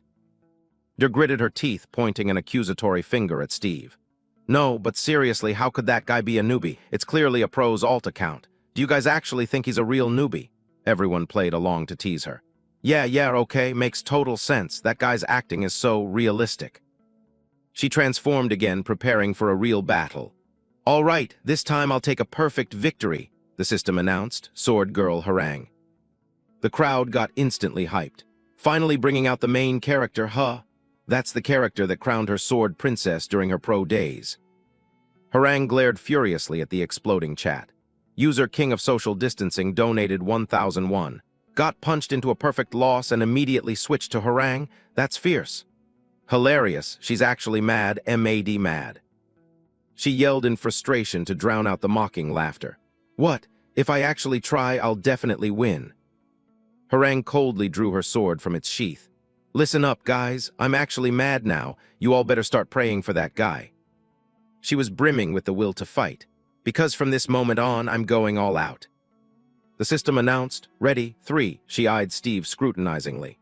"That guy, one look and you know he's not in the highest UF rank, transcendent. At best, he's diamond or lower tier master."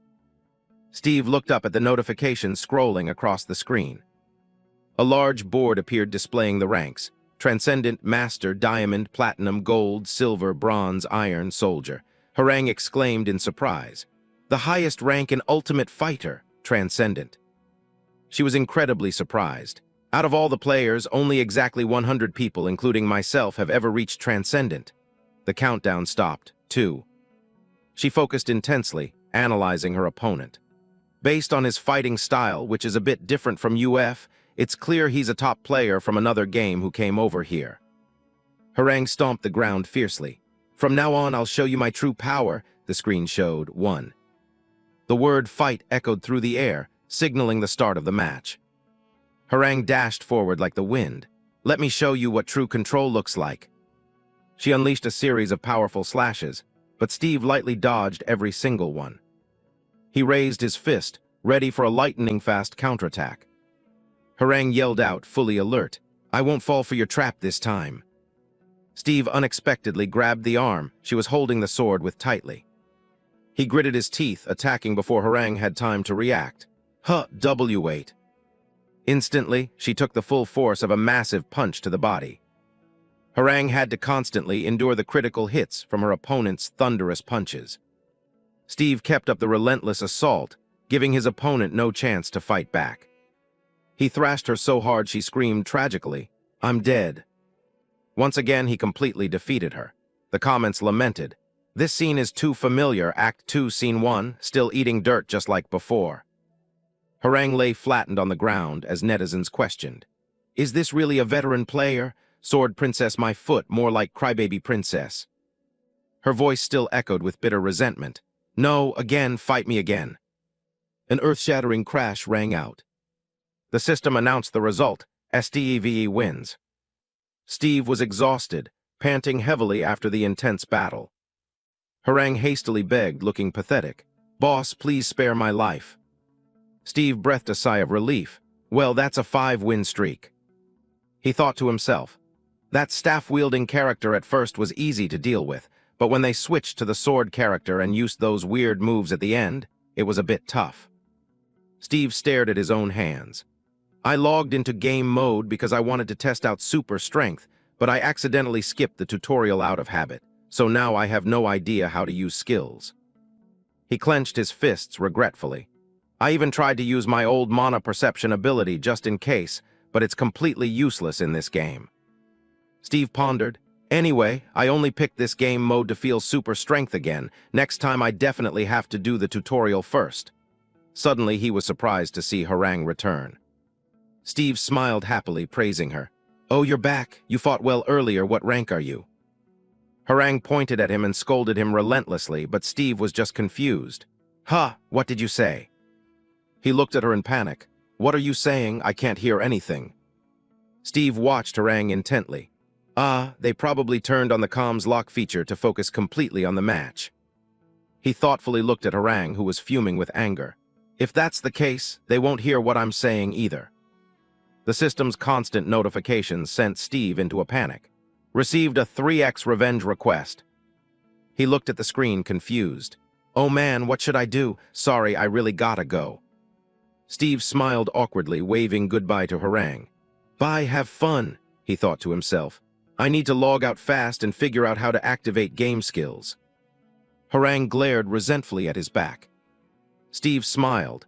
"What do they keep saying? Judging by the lip reading. Because of the upcoming revenge match, they want my nickname to add me as a friend." He confidently and loudly stated his name. Whatever." Harang looked at him with sheer confusion. Steve suddenly remembered. "Oh right, they probably can't hear me." He immediately made the screen display the text repeatedly, whatever. Harang's jaw dropped as she stared at the words on the screen. She screamed in pure fury, "You bastard!" The system announced coldly, "Player 2 has logged out." Harang yelled angrily into the void, "I will absolutely find you." Her scream echoed across the sea of red-hot magma. "I'm so pissed. How can such a scumbag exist in this world?" The comments mocked her sarcastically. "Whatever. Who? Is this sword princess the former pro gamer?" Harang felt like she was breathing fire, deeply humiliated. How dare he ignore me like that? A player quickly typed. User chat explained donated 1001. "Wait a second, sword princess, that person didn't ignore you." She angrily looked at the chat box. If it's a newly created account, the default setting is always muted. He definitely didn't hear anything from the start because he hadn't turned off that setting yet. The system confirmed, correct answer. Harang burned with rage, refusing to accept the truth. "That's impossible. We all saw it clearly earlier." She remembered that tense moment. The final match, Harang's signature move, Dance of Death. That move relentlessly pressured and attacked Steve with absolute ferocity. She pondered deeply. A newbie dodging all of that and then striking Harang down right as she was attacking. Harang began to analyze deeper. Everyone thought he was an ultifight newbie. She recalled the moment she fell. But could anyone really pull that off after just one single match? She made a cold assessment. That guy is definitely a former pro who came here targeting me, or at least a pro gamer from Ultifight's golden age. She thought, full of doubt. Or maybe a pro hiding their true identity. A commentator wondered, but who could it be? Could it be Anatole? Harang startled. Anatole. Harang remembered that great figure, the legend of Ultimate Fighter, the one called the GOAT. No, it's not him. She thought carefully. Anatole's style is perfectly textbook, but this guy, his movements don't follow any conventions at all. She remembered Steve's wild fighting style. It's as if he has no standards whatsoever. No, that's impossible. Harang scratched her head in frustration. If that's true, it means he reacted to all my movements completely in real time. She immediately rejected that thought. Absurd. That exceeds the realm of normal gaming. A monster like that couldn't possibly exist. She thought back to when Steve asked her so innocently, "Oh, you're back. You fought well earlier. What rank are you?" Harang felt severely insulted. "Are you messing with me? Beating me like that and you dare say you don't know who I am?" Continuous mocking comments flooded the screen. Hilarious, the dude said you fought well. Turns out Sword Princess is just a trash tier transcendent. What rank are you? Seriously funny. Harang went crazy and screamed. Just shut up. She had interrogated Steve fiercely. Who exactly are you anyway? You're a former pro, right? Or an active pro? He was just clueless. Huh, what did you say? Harang completely dismissed the thought. Fine, whatever, no need to ask, just accept my revenge request. Steve looked awkwardly at the display screen in front of him. Oh man, what should I do now? Sorry, I gotta go. Harang screamed arrogantly, full of challenge. Do you think you can get away with this? You know exactly who I am, that's why you came here to target me, right? She grumbled, irritated. On this Korean server, who besides me can play Harang that skillfully? Stop pretending. Steve just casually said that name. Whatever. Harang looked at him with eyes full of confusion and anger. The system coldly announced, Player 2 has logged out. Harang screamed in pure fury. I will absolutely find you no matter what. The comment view count kept jumping mockingly. Whatever, hilarious. Whatever, and he actually peaced out. You fell in a hole, sis. Are you sure he played and left, or is it because you're too green? Thinking about it, that's truly humiliating. She felt like she was completely collapsing along with the flowing magma. I'm so pissed. She felt like exploding with rage. Don't anyone stop me. I'll definitely catch that guy and make him retire from gaming completely. The bystanders didn't stop their mockery. So tragicomic, sword girl. User Vegetarian Meat Eater donated 1,001. Hilarious AF, the renowned sword princess using her main account and still eating a mouthful of dirt. A few hours later, Du Hayek had just finished and logged out of another match. He sighed in relief, stretching his body. 14th match, huh? Computer, show me my current ranked stats. The computer displayed the information. Ranked match stats, 14 wins, 0 losses. He looked up at the analysis board in disappointment. Aside from that first player, the general skill level here seems a bit low. He recalled the past matches. In those ranked matches, the opponents I met exposed their fatal weak points just from 1 or 2 feints. Du Hayek looked at the overall leaderboard. But right now I'm only in diamond rank. There are still 2 ranks above me. Once I reach the top tier, there should be more interesting opponents. He pondered calculatingly. Let's see. Out of all the people I've fought, that first person was the best. I should add them as a friend. The system announced, friend request sent to Sword Girl. He wondered to himself. Done, will they actually accept it? Suddenly a new notification appeared. Giant Chu has invited you to play at Kills 2, accept decline. Du Hayek was surprised as he remembered. Oh right, almost forgot I promised to do content creation with Giant today. He quickly tapped accept on the screen. It's 8 p.m. already, gotta go. The live stream information displayed. Current viewer count, 173. Giant and Du Hayek appeared on the broadcast at the same time. Commentators chattered. Why are you a minute late? Why a minute late? Open the doors, Master Axeman is here, guys. Professor, let's make it a banger today. Giant smiled radiantly and waved to the audience. Hello everyone, it's me Giant Chu again. Comments popped up. Hi Giant Chu. Hey, is the guy standing behind you the axe murderer? She pointed proudly at Du Hayek to introduce him. That's right, it really is him. This guy who looks like a murderer is my beloved older brother and also the renowned axe murderer of It Kills 2. He turned to ask his sister, confused. Axe murderer, what does that mean? Giant quickly explained. Your It Kills 2 gameplay from last time is trending on all the gaming forums right now. She enthusiastically guided the live stream. All right, do you guys know what today's content is? The audience was curious. What is it? The suspense?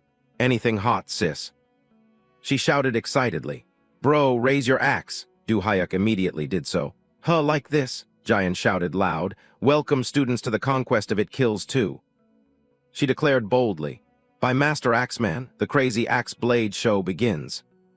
Comments rapidly scrolled on the screen. Let's go, guys. This isn't some ridiculous melodrama, it's the crazy axe blade show. Giant smiled and turned to Du Hayek. Last time we stopped right after beating Chaos, you guys still remember, right? The audience eagerly replied. Of course, how could we forget? Waiting for the live to continue right here. She continued to host. Today we're gonna clear the unfinished stages of It Kills 2 from last time. The crowd clamored in anticipation. Bro, finally getting to see it live. My wallet is begging to be opened right now. Giant cheered excitedly. All right, then let's begin. Du Hyuk suddenly swung his axe aggressively to charge forward, and she hastily stopped him. Hey, you lunatic, what's wrong with you? The axe blade tore through the air, barely grazing her hair. Turns out a monster had snuck up behind her, and Du Hyuk's strike sent it flying backwards. Giant looked behind her in sheer terror. The mutated creatures roared wildly, and netizens gasped in shock. How the hell did those things show up here? Hilarious, bringing out 10 of them at once. Giant froze, her jaw dropping at the scene before her. Du Hyuk charged forward aggressively like a wild beast. First, let me clear out this mob of trash mobs. The monsters unexpectedly launched a lightning-fast attack. Suddenly, one monster got its face grabbed tightly by him, leaving it stunned in terror. Du Hyuk easily ended its life with a single, powerful palm strike. The second monster lunged furiously, trying to take his life. He casually swung his axe, sending it to the afterlife instantly. The next monster shrieked tragically before throwing itself at him like a moth to a flame. Du Hyuk acted decisively, snapping its neck in a heartbeat. The special creatures roared in absolute, frenzied rage. He powerfully slammed down a crushing punch. Die. The mutated creatures howled mournfully as they watched him systematically slaughter their kin. Du Hyuk coldly stared at them as if looking at soulless corpses. The monster still growled angrily, pointing at him in defiance. He immediately lunged to attack with extreme speed, leaving it no time to react. He swung his axe, delivering a thunderous slash straight at the opponent. The cold axe blade struck the monster right in the head, killing it on the spot. Du Hyuk gripped his weapon firmly, flashing a sinister smile. All right, time to finish these guys off, huh?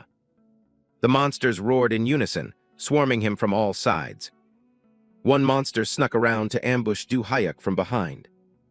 He gritted his teeth, his aura exploding.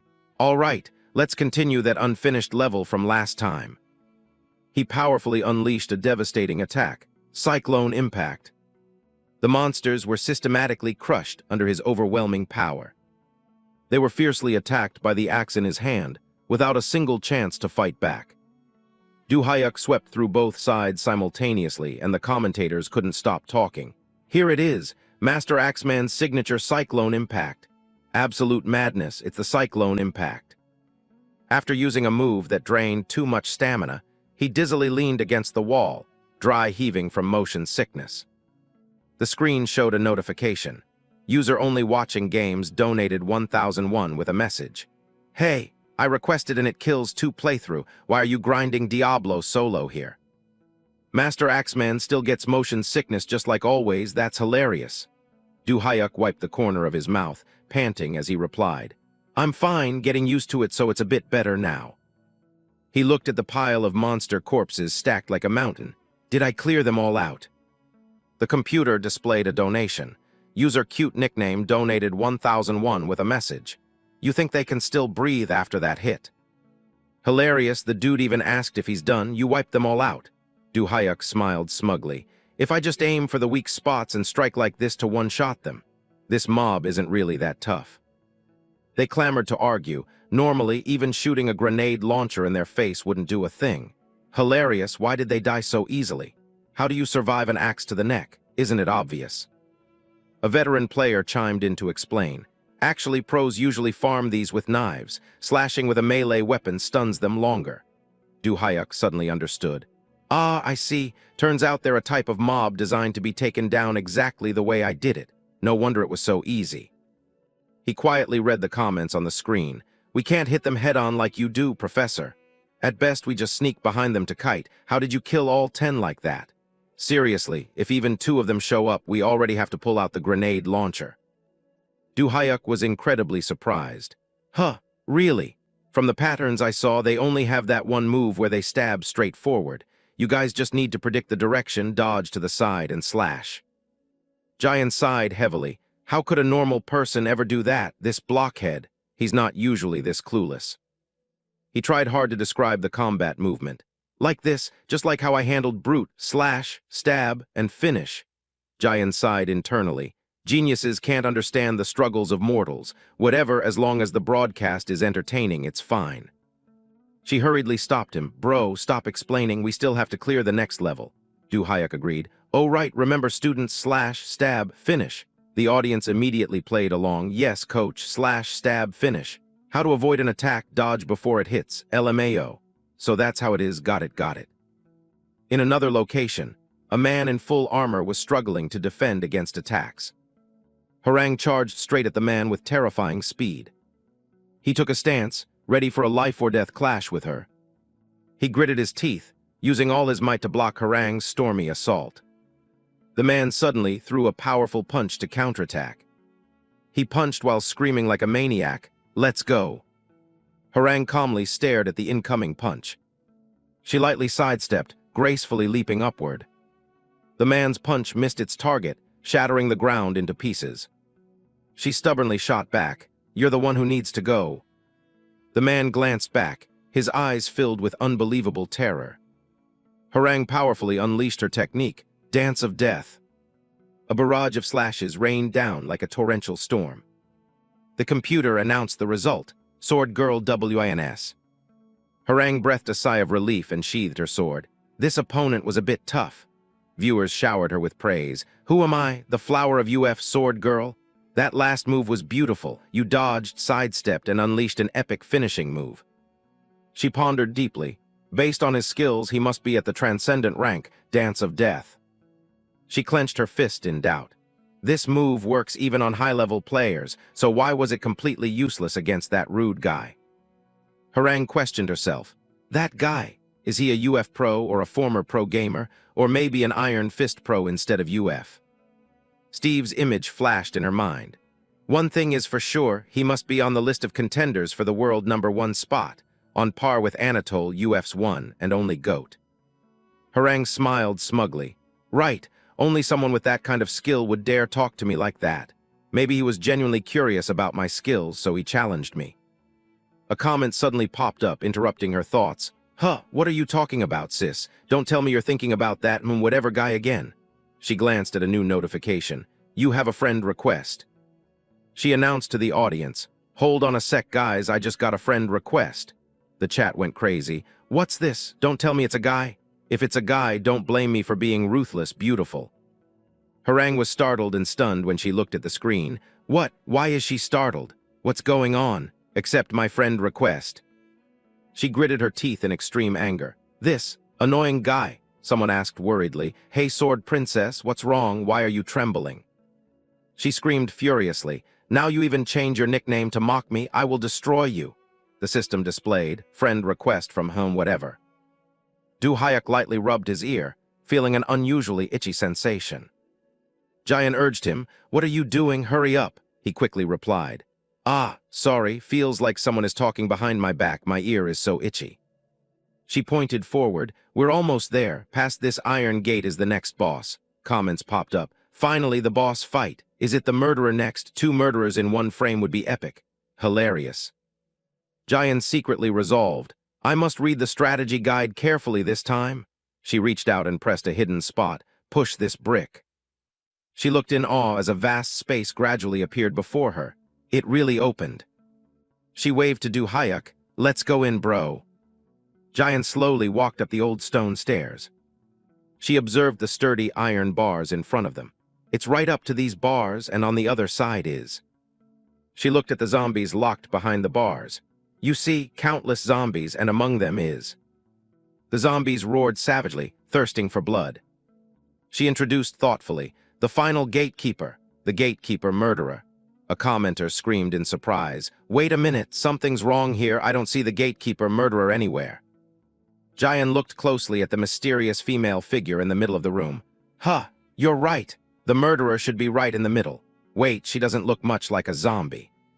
She squinted for a better look. That's an old lady sitting in a wheelchair. The audience was completely confused. What the hell, why is she here? Wait, what's going on? Jian screamed in sheer terror. Chloe. Du Hayek was full of doubt. Chloe, is that the old lady's name? He made a silent assessment. Judging by Jian and the viewer's strong reaction, it seems she is the boss monster here. She's probably patient zero of the mutant virus or something. He stared intently at the woman. So that's why she can control these zombies. I met someone like that in the past. Du Hyuk reminisced about the past. After the outbreak, China was divided into 6 nations. That guy proclaimed himself king in one of those 6 nations. He pondered. He awakened an ability similar to the zombie virus, allowing him to command the infected to follow his orders. Du Hyuk recalled old battles. With that ability, he provoked and even dared to challenge the Heavenly Tao, the strongest person in China at the time. He reflected. He controlled the zombie horde to relentlessly attack Heavenly Tao, and what was the result? Du Hyuk suddenly remembered. Ah, right, he was beaten to a pulp by Heavenly Tao. That proved one thing for sure. Against a transcendent class hunter, all poisons and viruses are useless. He spoke excitedly. Thinking back makes me feel so nostalgic. He pointed at the woman. Anyway, that old hag is the boss monster, right? Comments flooded in. Wrong, that's your wife, bro. Technically ex-wife, but yeah, she's the boss monster. Hilarious, it's the ex-wife. Get your eyes checked, bro, that's clearly the boss monster. Du Hyuk and Jayan froze on the spot. Jayan suddenly remembered a crucial piece of information. Ah, from what I know, if we don't save Chloe within the time limit, she turns into that. The mutation from the virus manifests as rapid aging. Du Hyuk wondered, was our clear time really that slow? She immediately retorted, no way, we were moving at breakneck speed. She was completely bewildered. Guys, why did this happen? The audience was also confused. We have no idea either. Is this a game bug?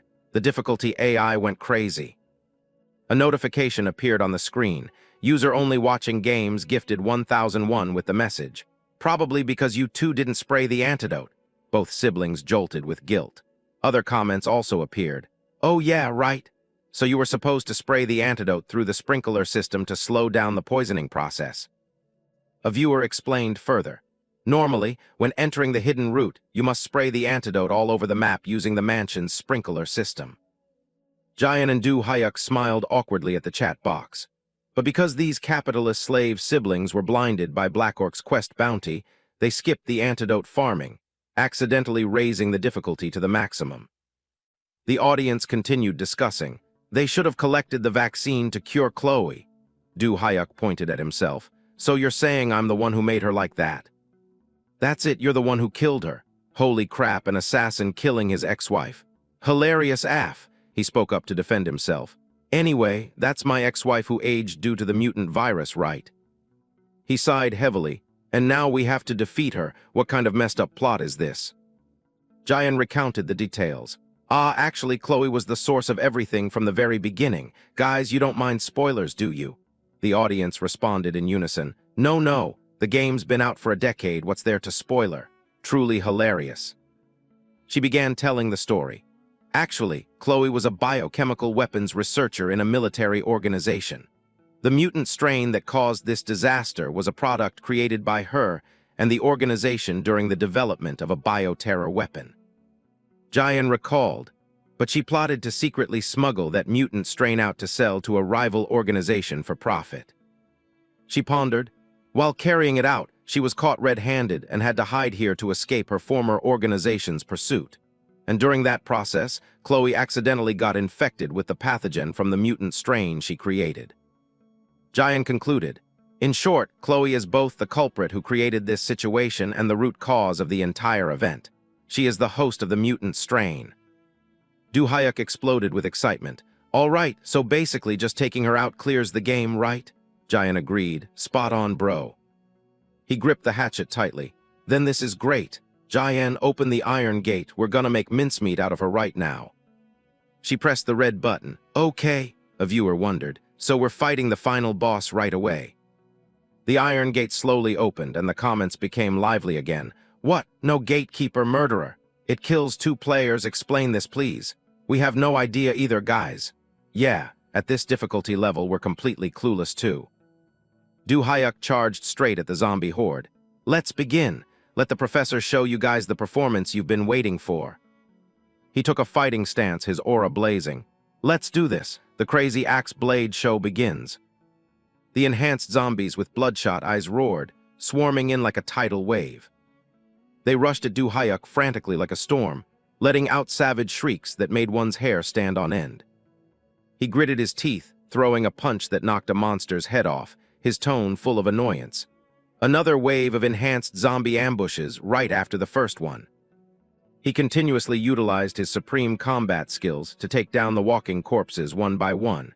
If this is their last struggle, then this final boss fight is a piece of cake.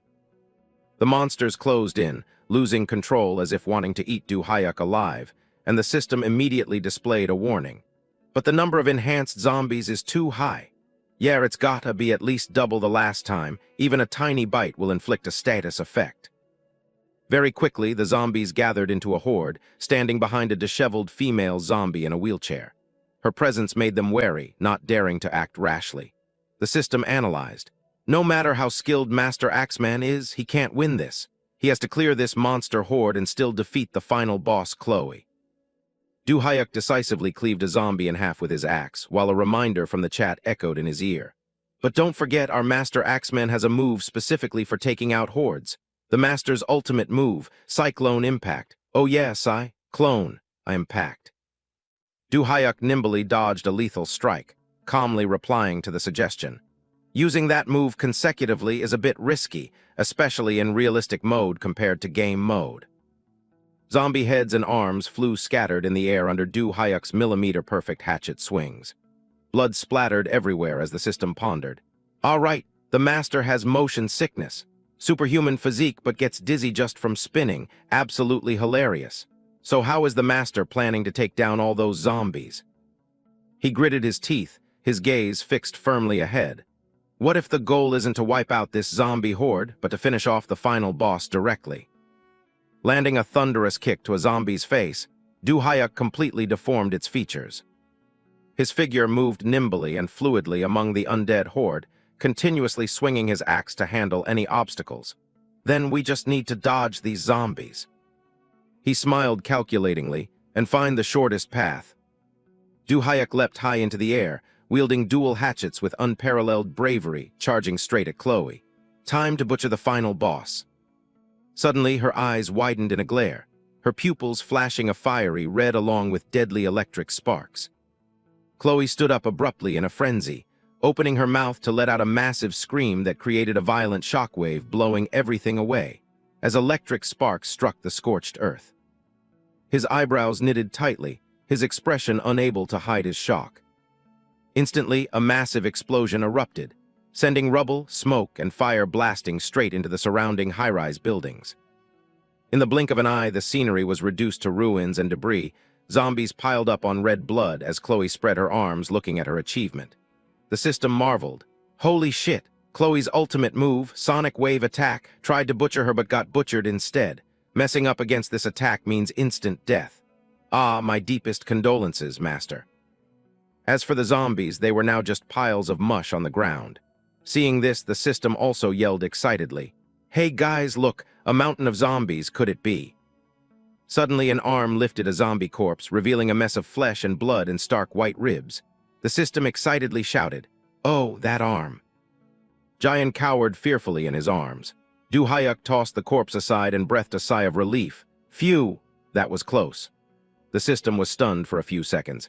Master Axeman, he's absolutely insane. Did he block the attack using that zombie corpse in that split second? He stood observing the surrounding situation. The zombie horde had been wiped out by Chloe's sonic wave. Du-hyuk felt somewhat reassured. All right, that attack cleared out the remaining zombies. Now it's just the final boss. His face showing clear determination, Du-hyuk smiled confidently. As long as I'm careful of that attack, taking out the final boss is a piece of cake. The system praised. Wow, treating the final boss like a toy. It's not something just anyone can do, Master. Just a reminder only you can pull this off. Chloe began to mutate restlessly, disgusting dark slime oozing from her eyes and mouth. The system chimed. Oh, it's finally here. A massive bacterial entity emerged with tentacles full of sharp fangs, countless murky red eyes, and a long, drooling tongue. The system warned. It kills two final boss phase 2, black-faced Chloe, bacteria mass. On the ground, a giant reptile was slithering extremely fast, and it didn't stop there. The system wondered. Where did it disappear to? Wow, holy crap. Three murderer beasts wrapped themselves around the giant moving bacteria mass, creating a horrifying scene. Final boss plus three murderers, truly epic. It stuck out its long tongue, its eyes glowing fiercely. The system doubted. And you plan to defeat them with those hand hatchets? This difficulty is absolutely top tier. Jian was agitated, her face full of worry. Normally there's only one, why do we have to fight three now instead of two? And the final boss too, is this AI crazy? Just as she finished speaking, a system notification made everyone freeze. User difficulty AI gifted 1001 with the message, "I will crush the one who made me work." From the very beginning, that was all I thought about. Damn, the chat timing is fire.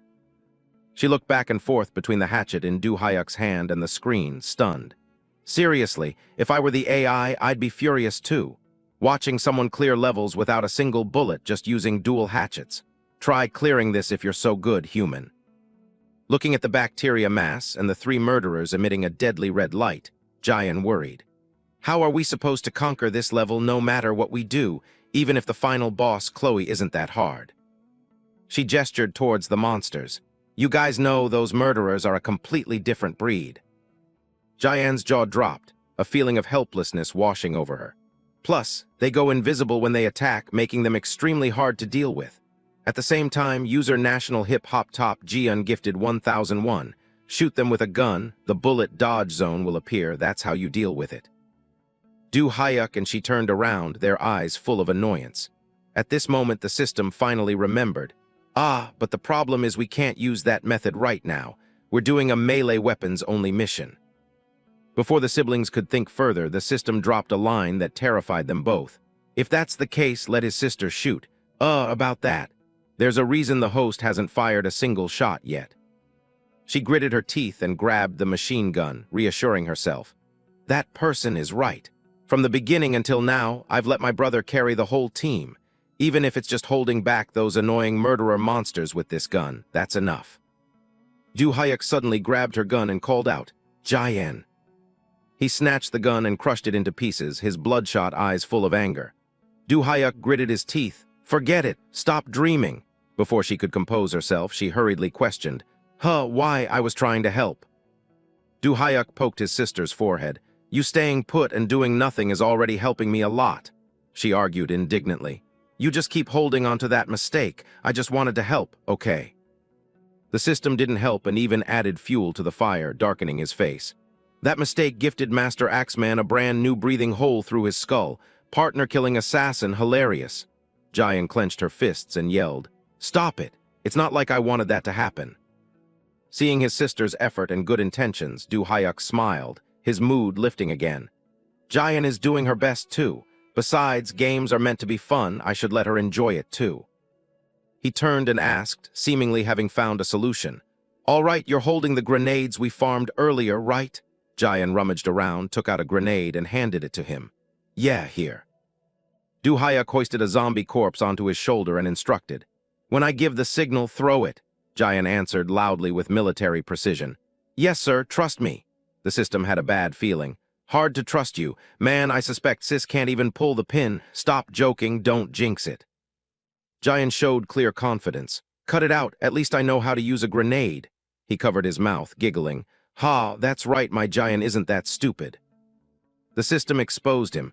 But you're the one who treats her like an idiot the most, Master. She means well. She gestured with her hand. Stop it. Du Hyuk, with the zombie corpse on his shoulder, focused on the path ahead. Okay, let's play. In a flash, he sprinted forward like lightning. Du Hyuk's agility left her unable to process what was happening, her hands still tightly gripping the grenade. While running, he shouted loudly, Get ready, Jian. Very quickly, the murderer monster became transparent, emitting a disgusting, piercing sound. The system announced, Oh, stealth mode, the murderer's domain begins. Du Hyuk gritted his teeth, his gaze turning stern and resolute. Throw. Jian didn't hesitate, immediately throwing the grenade forcefully forward. Unexpectedly, the grenade she threw flew straight toward Du Hyuk. He gritted his teeth, anxiety welling up. The system teased. Such a troll, was there nowhere else to throw it but right on Master Axeman's head. A massive explosion erupted, the murderer monster roared in pain, Du Hyuk's figure obscured in the thick smoke. The system marveled. Wow, Master Axeman, partner killing part 2, Assassin Lord Jian. She couldn't hold back a scream, shutting her eyes tightly, tears welling up. Bro, I'm sorry, my hand slipped. Du Hyuk used the zombie corpse to shield himself, speaking up. It's fine. Then Du Hyuk smiled, looking back at her. I knew you were gonna troll me, so I brought a zombie corpse along as a shield. A light flashed, the system wanted to jump for joy. The Lord's God-tier resurrection. Jian is unreliable, but Lord Du Hyuk, the axe murderer, must be trusted. He was also full of pride.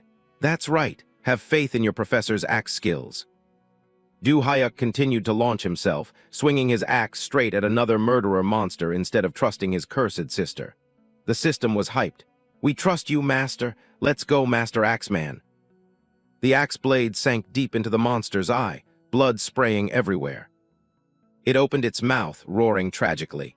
The system confirmed, murderer monster blinded. He pulled the axe out of its eye but failed to notice another one lurking behind him. The system alarmed, Master Axeman, murderer behind you. The monster opened its mouth to sneak attack, its sharp fangs about to touch Du Hyuk. He regained his composure, nimbly dodging the surprise attack by a hair's breadth. Utilizing all his strength, Du Hyuk performed an elegant mid-air somersault. The monster's bite missed, its eyes flashing a blinding yellow light. He seized the opportunity to swing his axe, shifting from passive defense to an active offensive. Du Hyuk gathered his strength, delivering an extremely powerful axe swing, but its scales were too hard. This strike didn't injure it in the slightest. This left Du Hyuk extremely confused. He froze, questioning everything. The axe can't pierce the scales. Unbeknownst to him, another invisible monster had closed in, ambushing him from behind. While deep in thought, Du Hyuk was startled by a warning shout. Behind you, Master, semi-transparent murderer. Due to his carelessness, he was hit hard by it, making him cry out in pain. The system reminded, the murderer's stealth ability has refreshed. Looks like it recovered from the explosion earlier. He was knocked away, sliding across the ground, leaving a scorched trail of fire.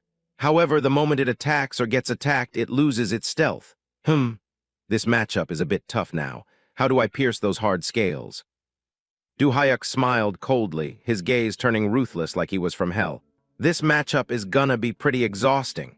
The system also sensed a major problem. See, even Du Hyuk struggles with this matchup. He wiped the blood from the corner of his mouth, his gaze not discouraged at all, but rather more excited. Exhausting because it's so freaking fun to play, the system exclaimed. The master is truly insane. Exactly, this is our Du Hyuk. Du Hyuk regained his confidence, rushing forward quickly with a manic smile. Let's go all out this time. He observed the three monsters and assessed. First, the one in the middle can't go invisible because its eye is injured. The other two have started going invisible. Du Hyuk crouched down, analyzing carefully. Among the alien species back then, there were also types that altered their molecular structure to become transparent. Compared to them, these snakes are nothing. He closed his eyes, making up his mind. All right then, let's recreate the feeling of exterminating those monsters back then. The monster with the injured eye was very smart. It retreated beside the Chloe bacteria mass to seek protection. But completely undaunted, he remained determined to charge straight ahead. Omitted. The bodies of the left and right monsters were now in a semi-transparent state. Du Hyuk leapt high, dual axes ready for a direct confrontation, two of them flanking front and back. The beast lunged, but he sidestepped to dodge incredibly gracefully. The system was shocked. Insane, he dodged it. Is this guy even human? His physical abilities are too unreal. Using the momentum, Du Hyuk vaulted over the head of the monster with the injured eye, easily subduing it. The murderer monster struggled with all its might, blood still continuously pouring from its eye. He swung his axe straight at it. Not too sure, but let's see if the game applies this detail. The axe blade struck hard against the reverse scale, making it bleed. The system was stunned. Holy crap, a snake's reverse scale. Absolutely insane, you aimed for that. He sliced a long gash, blood pouring out in torrents.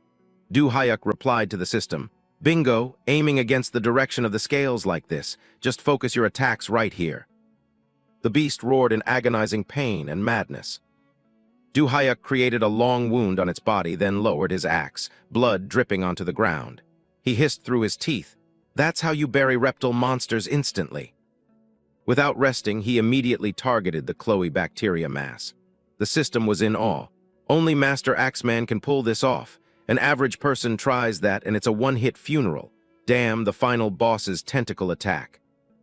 The bacteria mass launched a barrage of tentacle attacks, but to him it was a piece of cake. A light sidestep was all it took to escape. The system was amazed. Terrifying, this guy dodged it again. The murderer monster seized the opportunity while he was fighting Chloe, closing in behind him with its bloody red mouth wide open. The system warned fearfully, "Murderer behind you." The blood-soaked axe was raised high by him. With just one axe swing, Du Hyuk made it swallow a bitter pill. It let out a piercing roar, dust flying everywhere. The dual axes slammed hard into its jaws, blood spilling out profusely. Du Hyuk used all his might, shouting loudly, "Heave-ho!" He struck its jaw, then used the axe as leverage to pull back, utilizing all his strength to tear the monster's jaw apart. The system cheered. "Master Axeman's timing is impeccable. Wow, the last murderer." Suddenly, a giant mouth with a long, bloody tongue opened wide. It tried to swallow him whole. The system got agitated. "Eek, Master Axeman." The murderer monster collapsed to the ground, blood splattering everywhere. The system called out desperately, "Master, please." Du Hyuk gripped his blood-soaked axe tightly, starting to impart his experience. Reptile monsters' biggest weak points are inside their oral cavity and... He rode his momentum, seizing the moment it collapsed to deliver another fatal axe blow. The area opposite to their back scales, which is the belly. Remember that, students. The system was overjoyed seeing he was still alive. "I knew the master was alive. The only one who can kill Lord Du Hyuk is the assassin Lord Jian." The murderer lay motionless, eyes wide open, completely devoid of the ferocity it had moments ago. Du Hyuk swung his axe, this slash officially taking down the reptile monster. The system went wild. "God, Du Hyuk, even as a man, I'm falling for him." It died in agony and he jumped to the side. The system announced, "Now there's only one left. Holy crap, you can do that too." The giant bacteria mass began to stir, hundreds of murky red eyes staring terrifyingly. Because it was the final boss, Chloe bacteria mass. The corpse of the murderer monster lay sprawled on the ground. Du Hyuk ran over, his gaze hardening coldly. He smiled. The final stage. His figure vanished into thin air, leaving behind only one word: play. Suddenly appearing, he swung his axe, lunging at the Chloe bacteria mass with unparalleled bravery. "Let's have some fun." As his axe blade tore through black-faced Chloe's body, blood poured out, pooling on the ground. The system immediately displayed donation notifications. Troll washing machine gifted 3,000 won. We won. Manipulation genius gifted 10,000 won. Absolutely insane, can you believe it? It's only been 2 days of full dive. After that, a rain of gifts continued to pour in for Du Hyuk. Anonymous gifted 10,000 won. Is Lee Du Hyuk a god? Is Lee Du Hyuk a saint? Jian also ran over by then, looking extremely overjoyed and excited. "Oppa, we won, we cleared the game." The system displayed a barrage of comments from other players. "Absolutely unreal. Totally worth tuning in to today's broadcast. Spot on, anyone who missed this wasted half their life." Jian was thrilled and delighted, smiling brightly as she profusely thanked everyone. "Thank you all for the donations. I'm so glad you guys enjoyed this stream." Meanwhile, Du Hyuk didn't care much for the rewards. He stared at the hatchet in his hand, falling deep into thought. The blood-stained axe blade was proof of his efforts and achievements. However, a sliver of regret still lingered in Du Hyuk's heart. "I was just starting to get into it, and it's already over. Honestly, that Ultimate Fighter match from earlier was way more fun." He recalled that past battle, a satisfied smile unconsciously forming on his lips. Especially the match with Black Sword Girl, it was really good. Rich attack patterns, top-tier spatial control, and intense mind games too. Du Hyuk's somewhat silly smile caught Jian's attention, but he was still lost in his own thoughts. Compared to that, these instant-kill monsters have such monotonous patterns. But anyway, this challenge wasn't too difficult. Looking up, he noticed a prominent notification. "Black Orc gifted 100,000 won. You were awesome today too," Du Hyuk replied. Black Orc, thanks for your donation today as well. At least we didn't get scammed by the mission bounty this time. He suddenly turned around to look behind him. The comments on the system forced Du Hayuk to pay attention. The mosquito is back. Hilarious. Sucking up all those sweet views, of course he's gonna swoop in.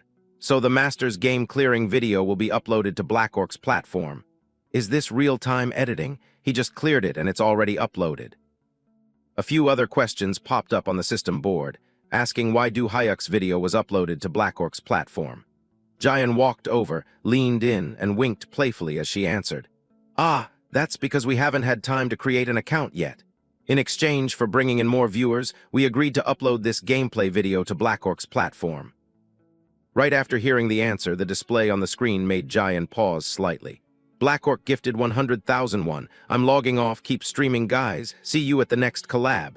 Followed by a barrage of admiring comments. Whoa, teaming up. Are you two doing a collab? F***seeking insane. She proudly patted Du Hayuk heavily on the shoulder, her eyes lighting up with unusual excitement. Ah, I forgot to announce that. This time my brother will officially stream together with Black Orc.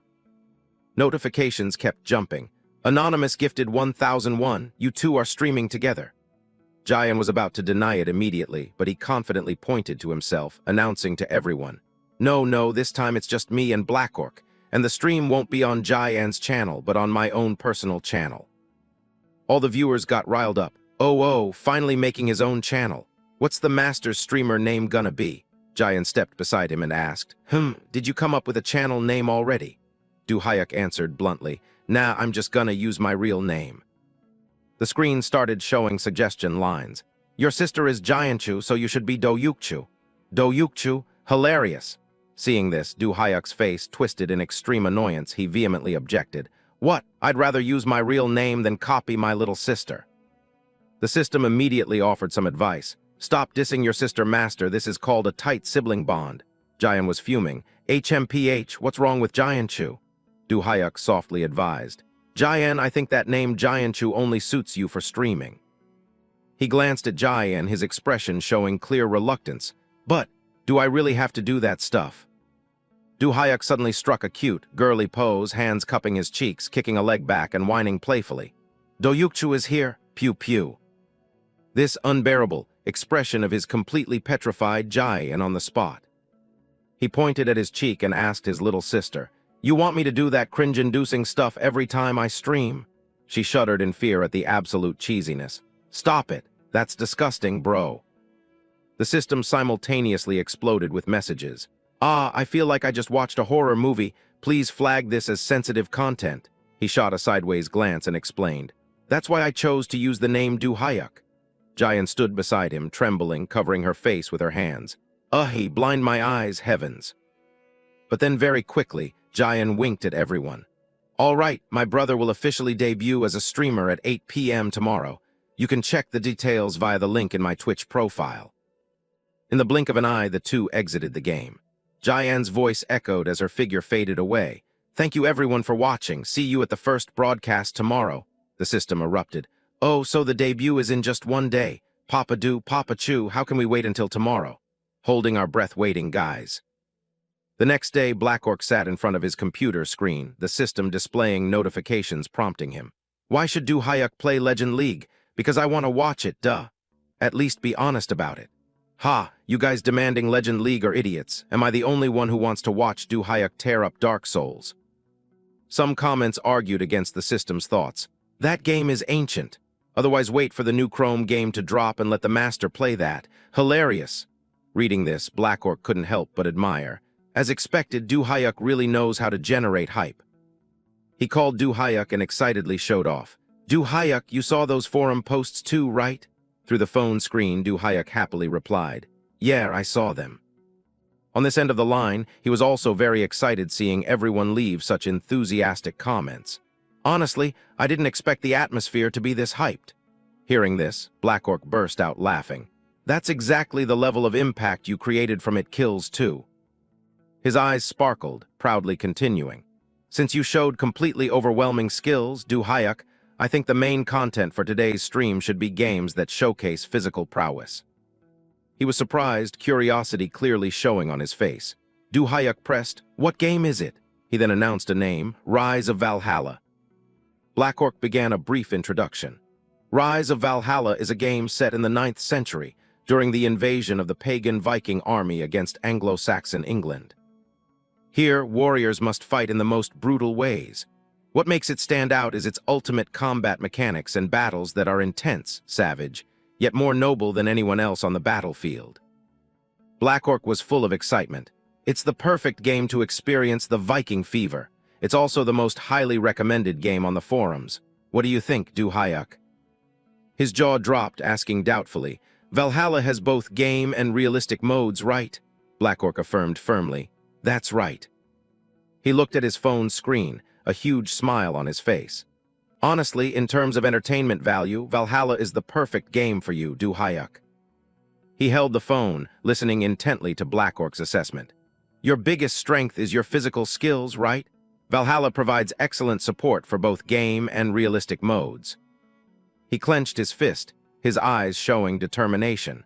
But most people can't match physical abilities at a Viking level, so rarely anyone has the courage to choose realistic mode. In the game, Black Orc reminisced, "If you play in that mode, just getting close to a boss-level enemy is a massive challenge." Previously, he had been killed before even getting past the tutorial challenge. Black Orc complained, "In realistic mode, even the early-game Saxon infantry are extremely difficult to play against." He sighed wearily, I tried playing realistic mode a few times and got my ass handed to me." Du Hyuk was surprised. "You tried realistic mode. How far did you get, Black Orc?" He waved his hand with an awkward smile. "After a few tries, I successfully took down a regular knight, but then got completely wrecked by the next guy. I won't spoil who it is." Du Hyuk was a bit confused.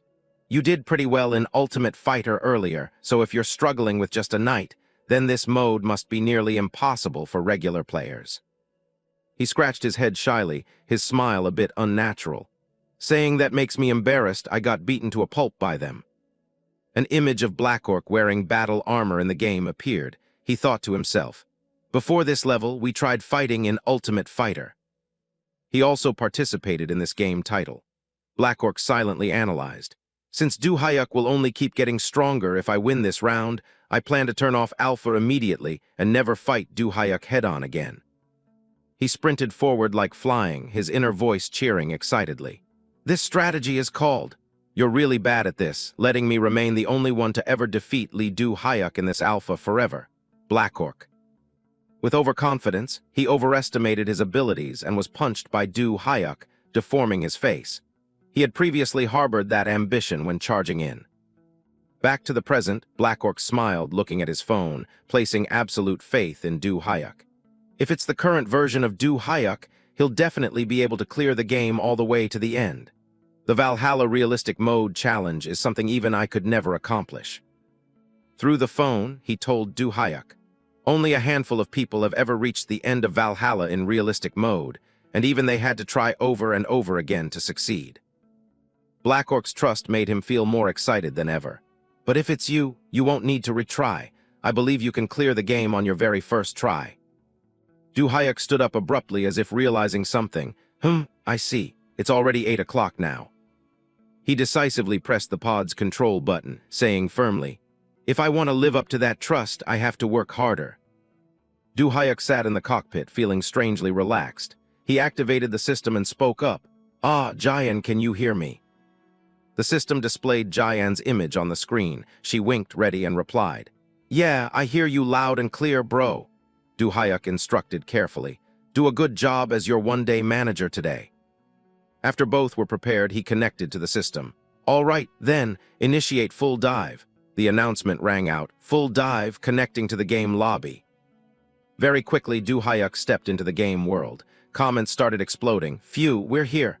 Du-ha, chant Lord Du Hyuk's name, guys. The gates are open. Hoo, breathe, guys."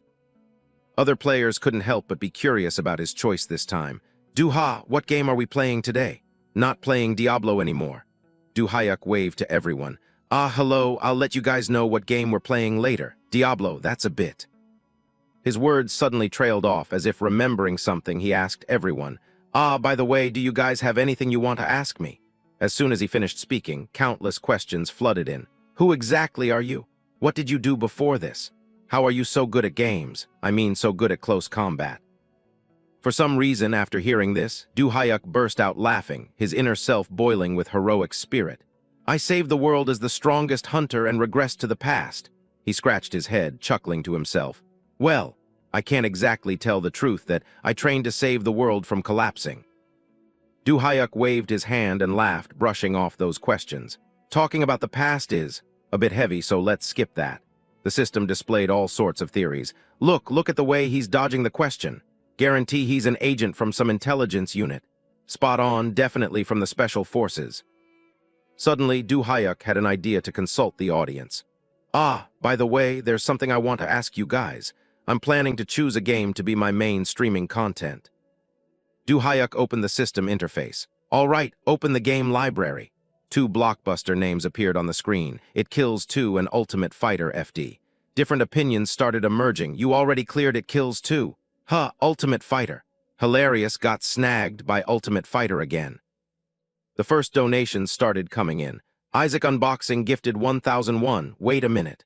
Are you seriously planning to play Ultimate Fighter, Professor?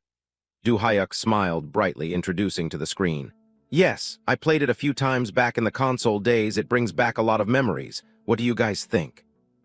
The reactions grew increasingly harsh. Is Master Axeman gonna play that trash fighter game? This guy is a true MZ generation. I'd rather play Iron Fist. Seeing this, Du Hyuk fell into doubt. Everyone's reaction is exactly what Black Orc said. Is Ultimate really that bad? At this moment, Jian also appeared to remind him. Bro, Ultimate Fighter is so outdated. Her appearance surprised Du Hyuk a bit. Hey, Jian? Everyone also started chatting. Oh, Manager Mode Jian is here, so cute. Jian Chu. Jian crossed her arms and explained thoroughly. Ultimate Fighter is so bad it's called Trash Fighter. Nowadays, fighting game players have all switched to Iron Fist. Du Hyuk rested his chin on his hand, thinking about his sister's words. Then I should avoid streaming Ultimate Fighter for now. Someone donated, suggesting he play a new game. Stand Straight Jetupper gifted 1001. If that's the case, try the god-tier game Iron Fist Master. But he already made his own decision for today. I've already chosen the game for today's stream. Jian checked the stats and reminded him. Bro, there are a lot of viewers now, get ready to start. Current viewer count, 2,245 people. Du Hyuk couldn't help but be amazed. Wow, that's a lot of people. Comments heated up the atmosphere. Is this guy really that good at games? First-time watcher here? This master is insane, bro. Just watch and you'll see. Du Hyuk took a stance, ready to fight in his chosen game. All right, then let's get into the game, Rise of Valhalla. On the screen, the title Rise of Valhalla appeared, and Du Hyuk's outfit also completely changed to match the game's setting. The system announced, connection complete, currently in inactive mode. Comments erupted in excitement. Kaya Valhalla, talking about Trash Fighter then suddenly switching to Valhalla, that's a sharp turn, Master. Du Hyuk appeared with a wild look, breathing a sigh of relief. Phew, so this is the Viking world, Rise of Valhalla, the system is calling my name. Jian appeared, urging him, Bro, choose a mode first. The system presented 2 options, game mode or realistic mode. He didn't hesitate at all and chose immediately, realistic mode first. This decision made everyone drop their jaws. Holy crap, first time playing and going straight for realistic mode. Wow, this is gonna be lit. Grab the popcorn, guys. Du Hyuk took out 2 hatchets tucked into his belt, feeling very excited. All right, there are dual hatchets here too. The dual hatchet bomb is about to explode. Remembering something, Du Hyuk reached his hand forward, signaling a new player was about to appear. And today we have a special guest. Black Orc appeared looking radiant. Hello everyone, BL Ha. The audience exploded. Oh, BL Ha. Holy crap, the Jinx is here. Pitch Black Mosquito is present. The system displayed. This guy is here to farm gear again. Black Orc smiled and winked. Hey guys, don't hate on the mosquito. Du Hyuk spoke up to introduce him and avoid misunderstandings. That's right, this is part of the collab agreement. Black Orc will help bring more viewers to my channel, and in return, we will post the collab video on his channel. The system announced. Black Orc has raided the channel with 2,427 viewers. He pointed at the notification proudly. See, At this level, I'm not a mosquito, I should be called a honeybee. Jayan was incredibly delighted, her face lighting up. Wow, bro, look, the current viewer count has reached 5,128. Other players couldn't help but be jealous. A newbie with such unreal stats. 5,000 views on the first day. The monster rookie has debuted.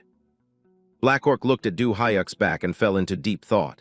Heh, spot on. This is how you build connections, just like this, step by step. He started calculating for the future. If I build a strong connection with a rising star like Du Hayuk right now. He covered his mouth, hiding a smile full of personal ambition.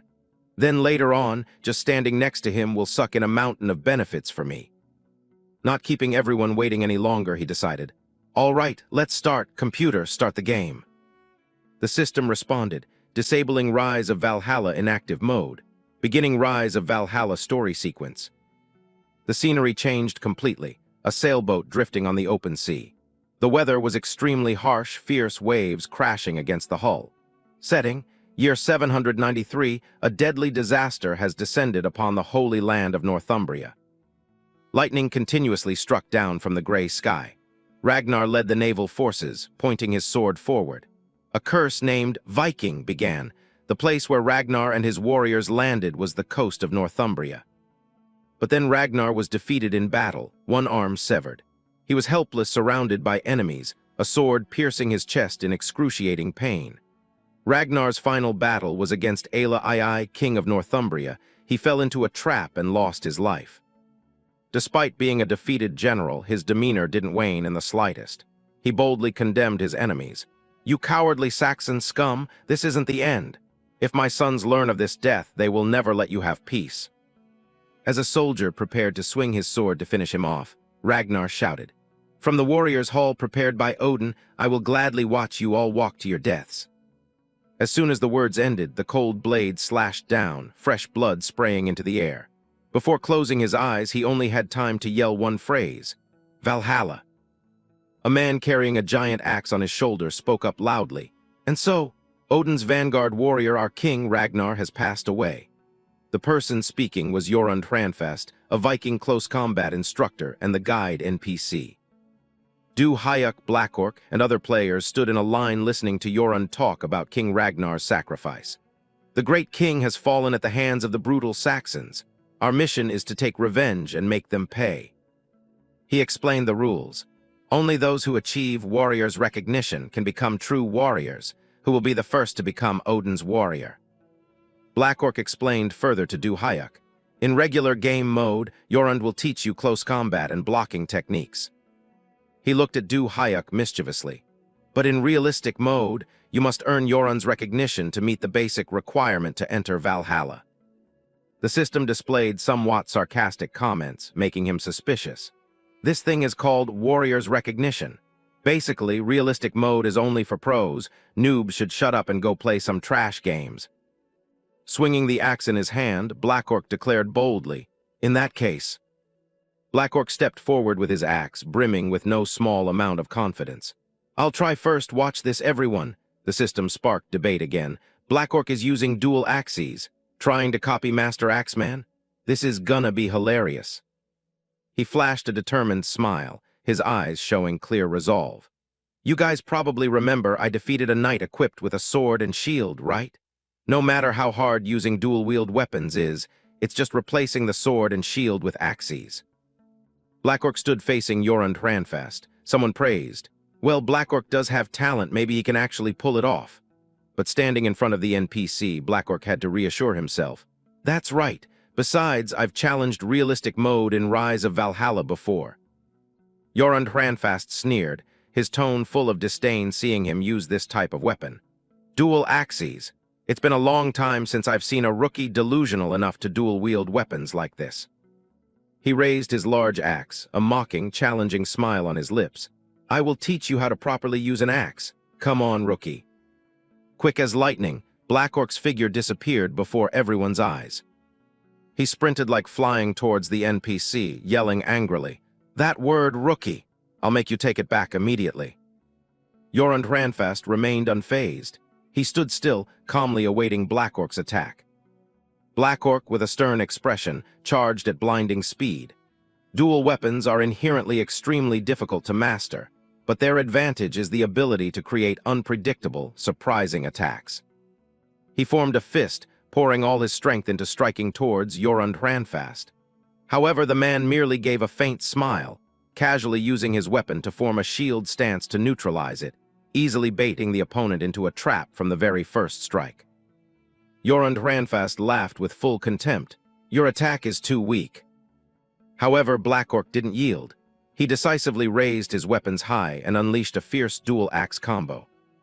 The veteran Jorund paused slightly, his eyes constantly tracking every tricky movement of the opponent. Suddenly, a spectacular punch landed squarely on his face, leaving Black Orc no time to react. Jorund Hranfast bluntly delivered a powerful, fatal blow. He pressed his advantage step by step, pinning Black Orc straight down onto the cold ground. Black Orc lay slumped, his entire body trembling uncontrollably. "Damn it!" The comment section immediately erupted in mocking laughter. "Haha, see, that's what happens when you try to flex dual axes without the skills." Jorund Hranfast let out a slight sigh, dropping a mocking remark. "Pathetic, you are no warrior. Go back to the kitchen and quietly serve as a maid." Viewers got another chance to tease. "Kitchen maid, that's fire. In Viking terms, that's an insult worse than cursing. Master of trash talk Jorund." He raised his voice, pointing challengingly. "Come on, next challenger, step up." At this point, Duhayuk walked over to check on him. "Are you okay?" Black Orc gritted his teeth in frustration. "Kitchen maid, that's too much. Master Axeman, my dual axe skills aren't that bad, right?" He let out a confusing Hearing that, Black Orc got even more excited. "Right, I knew it. You'd acknowledge my skills, Professor." Duhayuk clicked his tongue and said bluntly, "Well, rather than saying it's bad, it looks more like you have absolutely no skills at all." The comment masters burst out laughing upon hearing this. "The master roasts even harder than Jorund. Hilarious if the bro says so, what can you do? Bad, more like completely useless." Black Orc froze, completely speechless. He clenched his palms slightly, continuing, "And I noticed that besides specializing in getting wrecked," Black Orc irritably interrupted in tears. Okay, I get it, say no more." Everyone got another satisfying laugh. "Stop cyberbullying him, guys." Duhayuk held the axe in his hand, beginning to analyze. "Actually, dual axes look flashy, but in reality, you need to use them in a very direct manner to be effective." Then he let out a soft sigh. If you watch my It Kills 2 gameplay, you'll understand it better." Black Orc smiled awkwardly, his face sullen. "But I did watch it for hours trying to copy it, to the point my muscles cramped up." Hearing that, he quickly covered his mouth, his eyes sparkling, so moved he was speechless. The crowd laughed again. "Wow, a true clown."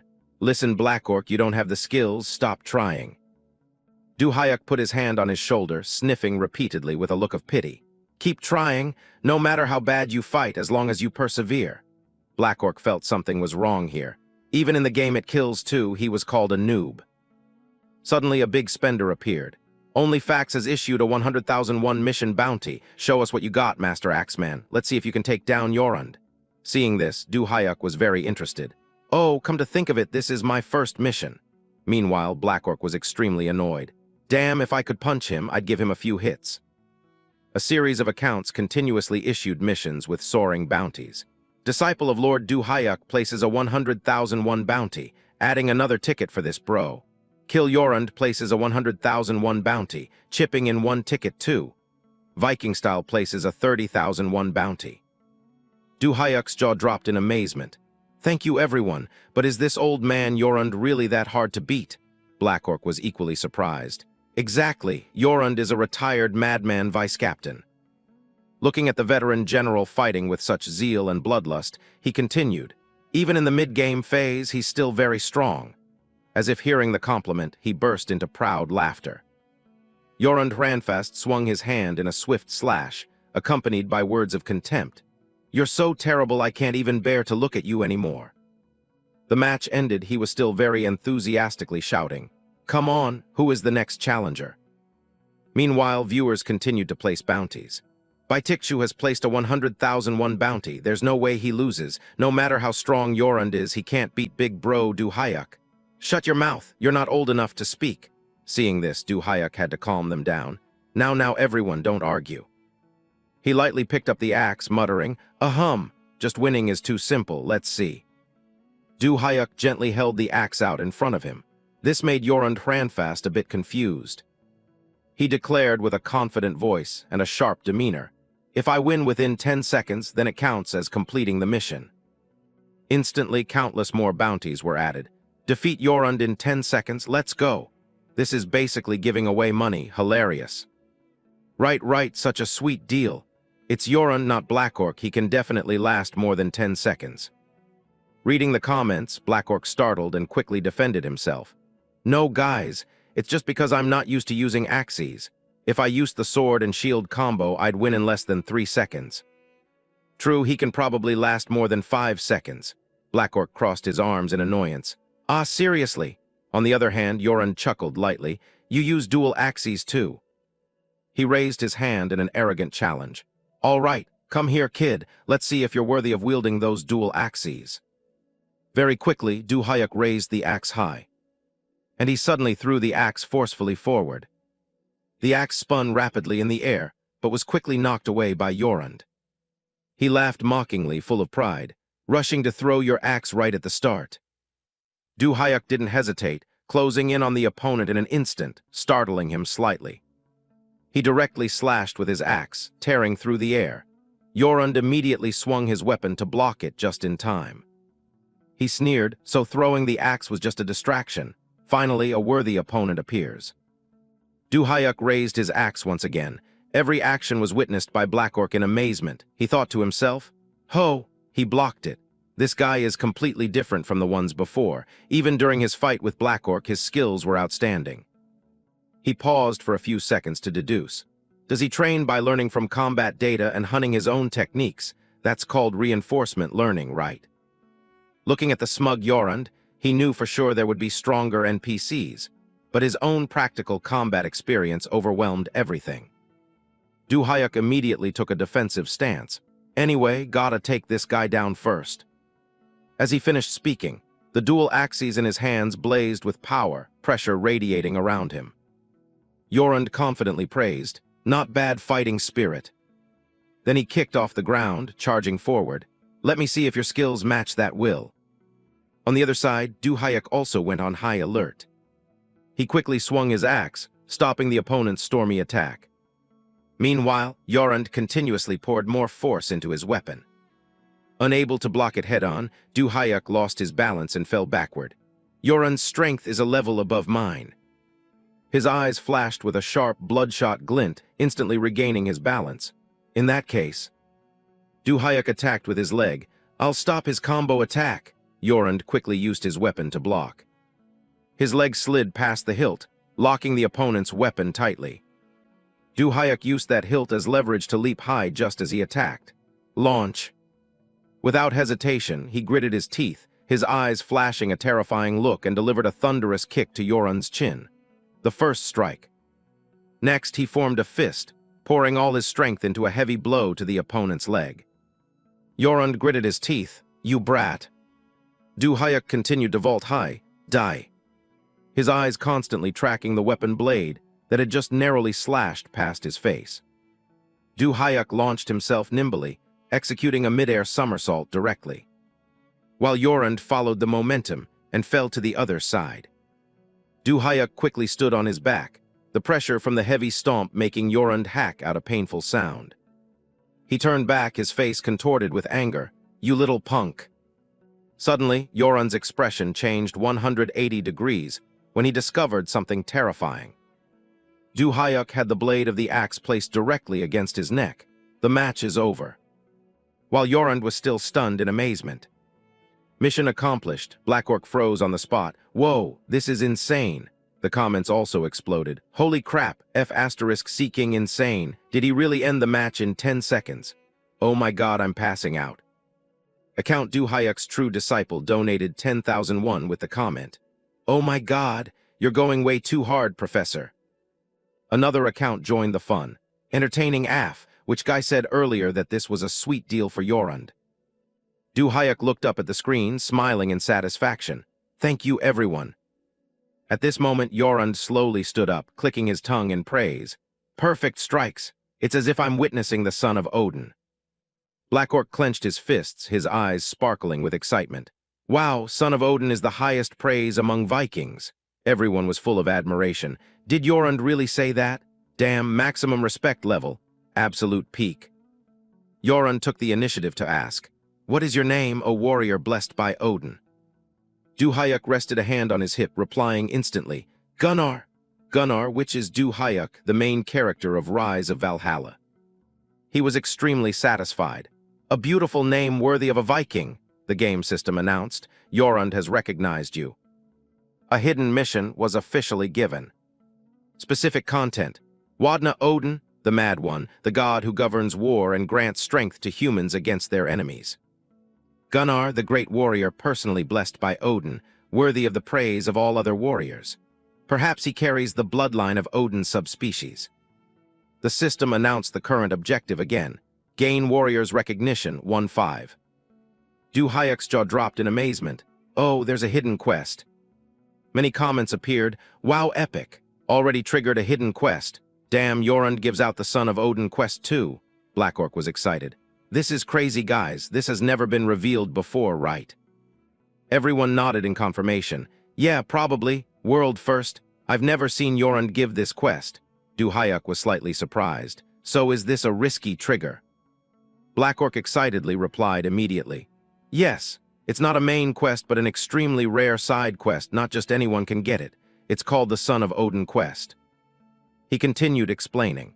If a player receives the recognition of the warriors 5 times, they will achieve the title Son of Odin through this side quest. Du-Hayuk listened silently, growing more amazed the more he heard.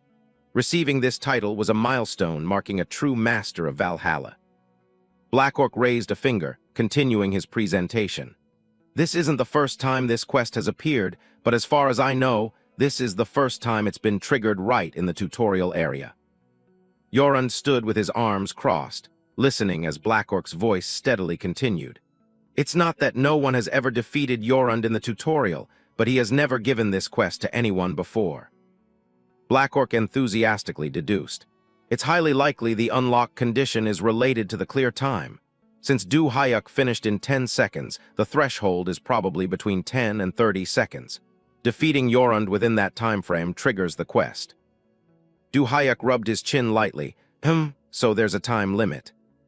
At this time, the account Chuck DJ Momo donated 1,001.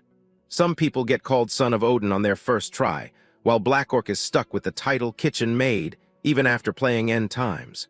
You gotta be a god to do what Du-Hayuk did. Hearing that, his face turned sour. Other comments piled on. "Hilarious kitchen maid orc. Ha ha ha." Black Orc clenched his fists in protest. "No, guys, I'm not that bad. It was just because of the dual axes. Try it and you'll see Du-Hayuk is a literal monster." Du-Hayuk placed a hand on his shoulder, joining the crowd to tease him. "That's right. Like Black Orc said, if you don't have the skills, don't flex dual weapons." He was annoyed. "What?" He quickly adjusted his tone.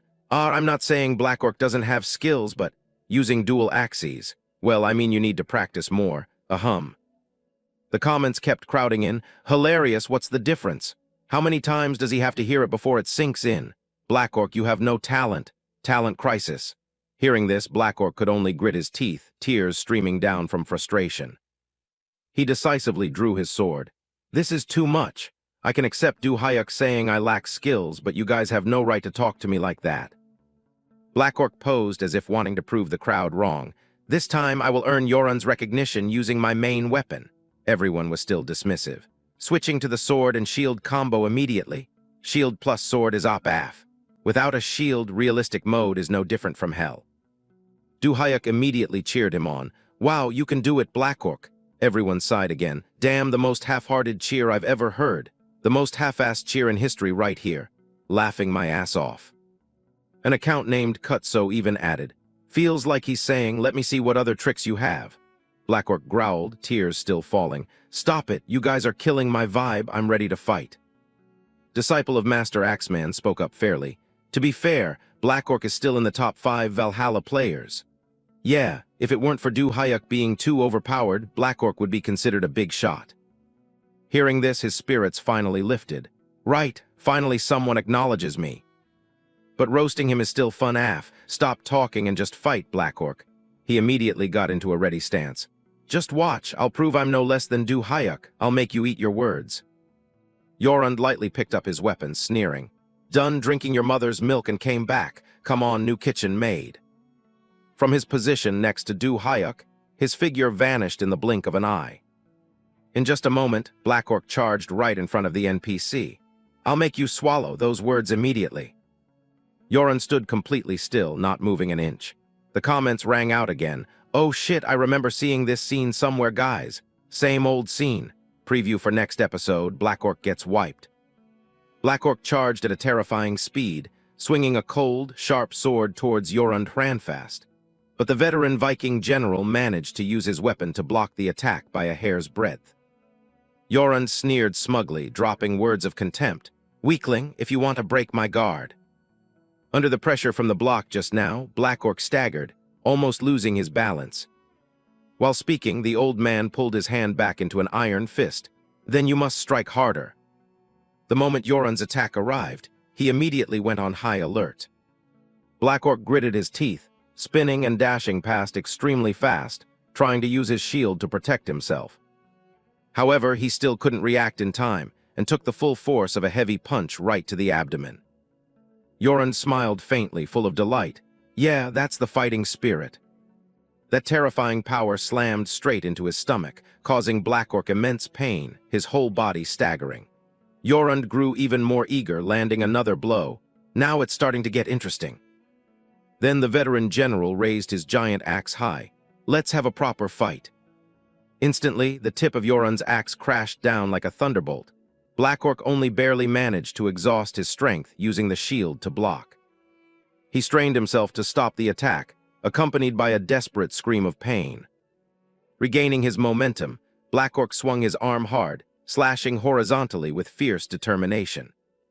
Yorund glanced at the bleeding wound on his cheek, growling in praise. Not bad, you look like a real warrior. However, the old man immediately swung his arm forcefully through the air. But it's not over yet. He charged again with a passionate heart. Damn it, I am Black Orc of Valhalla. While the old man laughed continuously in delight, the viewers started commenting. Black Orc actually has some skills. But why does it feel boring af? Probably because Du Hyuk's aura completely overshadowed it. Du Hyuk stood watching, smiling with satisfaction. Anyway, the sword-shield combo really made a difference. You calculate distance better, and your shield skills are way more proficient than when using axes. Suddenly, Black Orc lost his balance, was knocked away, and collapsed to the ground in extreme agony. He gritted his teeth in bitter resentment, glaring at the axe blade heading straight for his neck. Under the blazing red sunset, Yorund stood majestically and spoke. It is over. Black Orc sat stunned, his face clearly showing his unwillingness to accept defeat. Damn it. But the old man slightly curled his lips and said, But regardless, changing weapons has made you somewhat useful. Instantly, the system sounded a solemn announcement. Yorund has recognized you. Then Yorund turned his back, pointing and commanding, Today's sparring session ends here, dismissed. Du Hyuk walked over to help Black Orc up. You worked hard. He pursed his lips and sighed, but a gleam of joy shone in his eyes. Finally got Yorund's recognition. Suddenly, Yorund turned his head and asked, Hey, you two, are you confident in your hunting skills? Du Hyuk was a bit confused. This must be a quest. Black Orc eagerly raised his hand. Yes, of course, I'm actually a master archer. The old man nodded in satisfaction. Good, then join the hunting party and gather food. Both immediately stood at attention and replied, Yes, understood. The system simultaneously updated. Prepare the hunting camp 05. In the dead of night, after a period of searching, Black Orc managed to catch a rabbit. He exclaimed, It's a rabbit this time. He picked up his bow, turning to ask Du Hyuk, Hey Du Hyuk, you've just been watching this whole time. Have you ever shot a bow before? Du Hyuk hesitated a bit inwardly. I've shot magic arrows, but... He held the bow in his hand, looking very confident. I've played with toy bows a few times, but this is my first time holding the real deal. Black Orc pointed at a tree in the distance. So do you want to practice a bit? Du Hyuk nodded. Sure, he continued.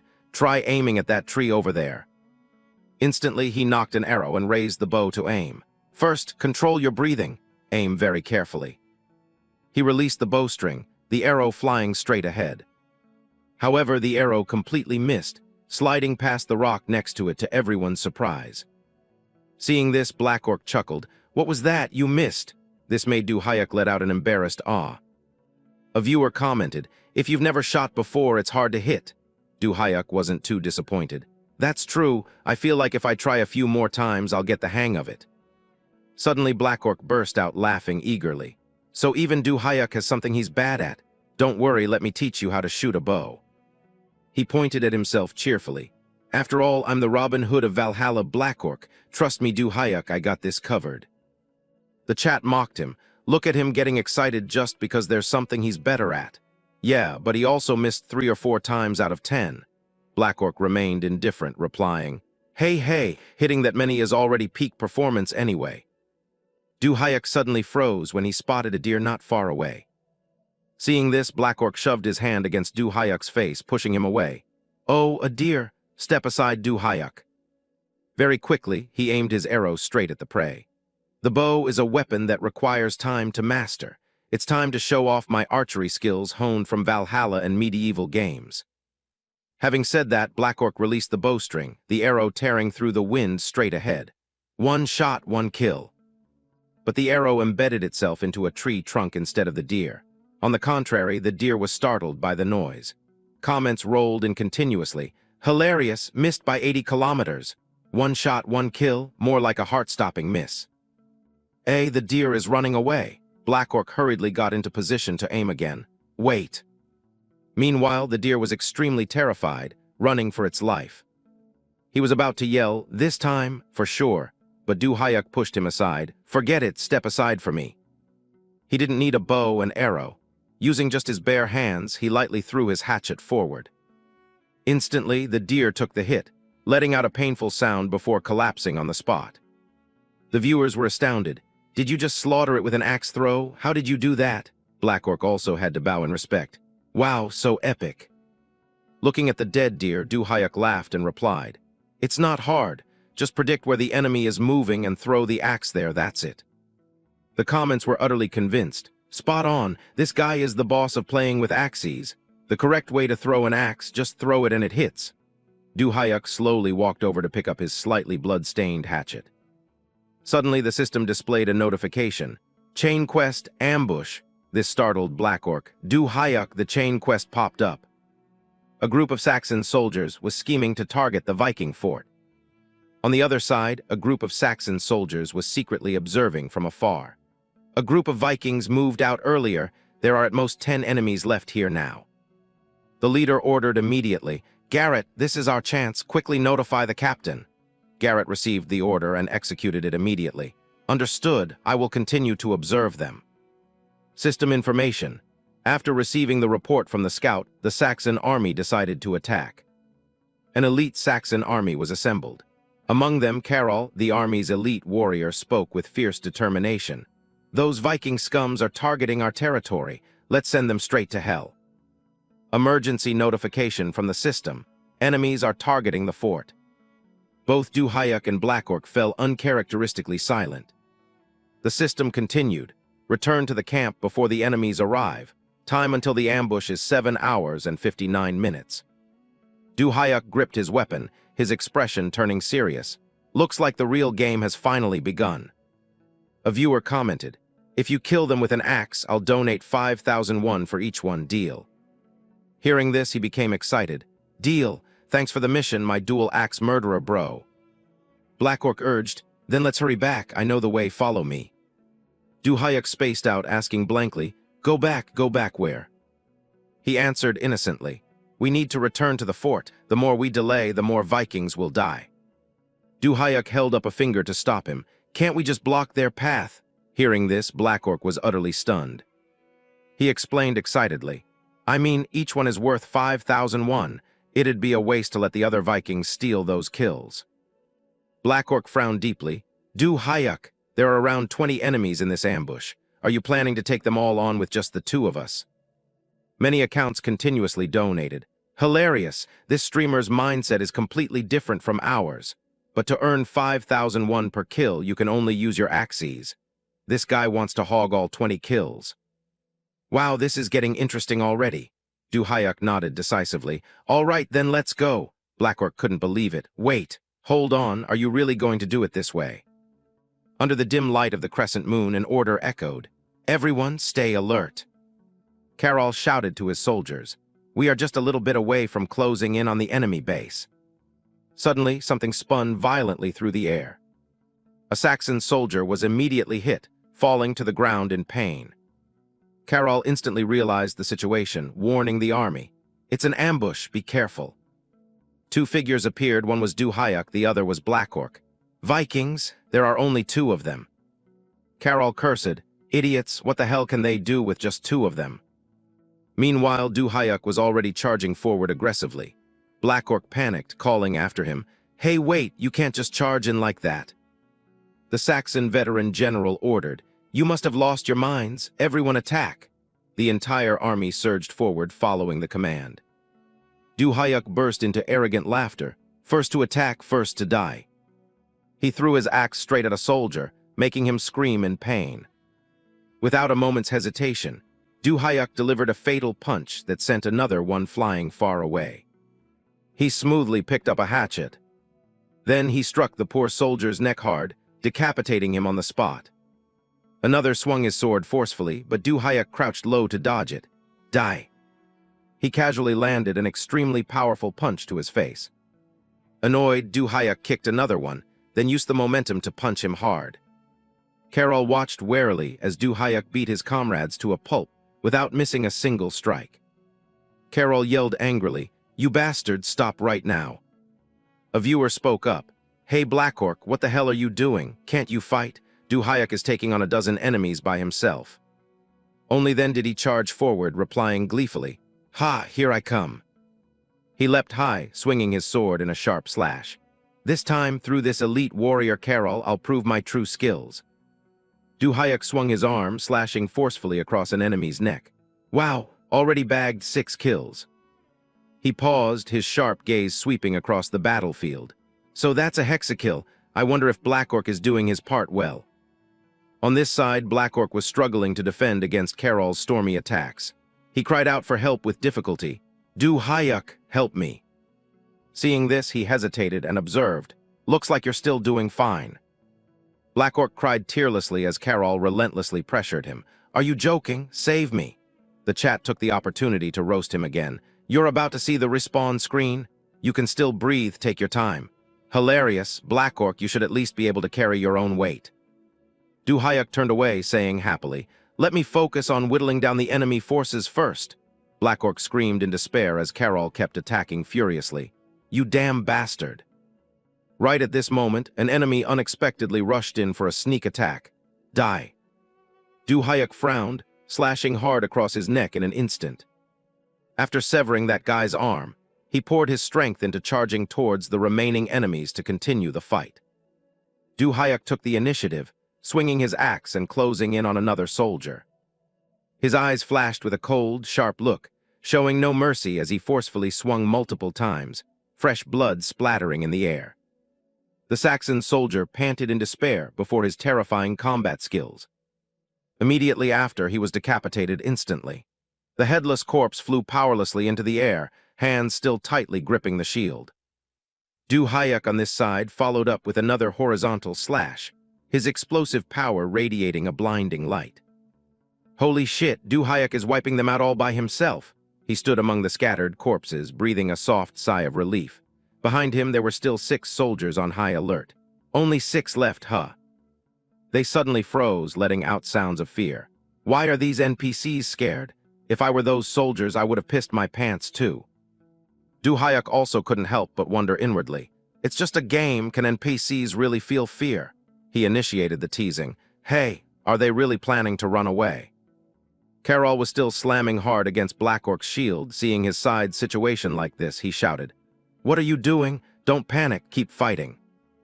The Saxon soldiers were so terrified they dropped their swords to the ground. I can't do this. Run. Faced with Du Hyuk wielding dual axes, radiating murderous intent. They fled for their lives in terror. That guy is a monster. If we stay here, we're dead. Witnessing Du Hyuk crush their side, Carol's remnants were terrified out of their wits, turning around and fleeing in chaos. "That guy is a monster. At this rate, we'll all be killed." A sarcastic comment popped up. "Huh, they're running away in panic." Du Hyuk swung his weapon, snorting coldly.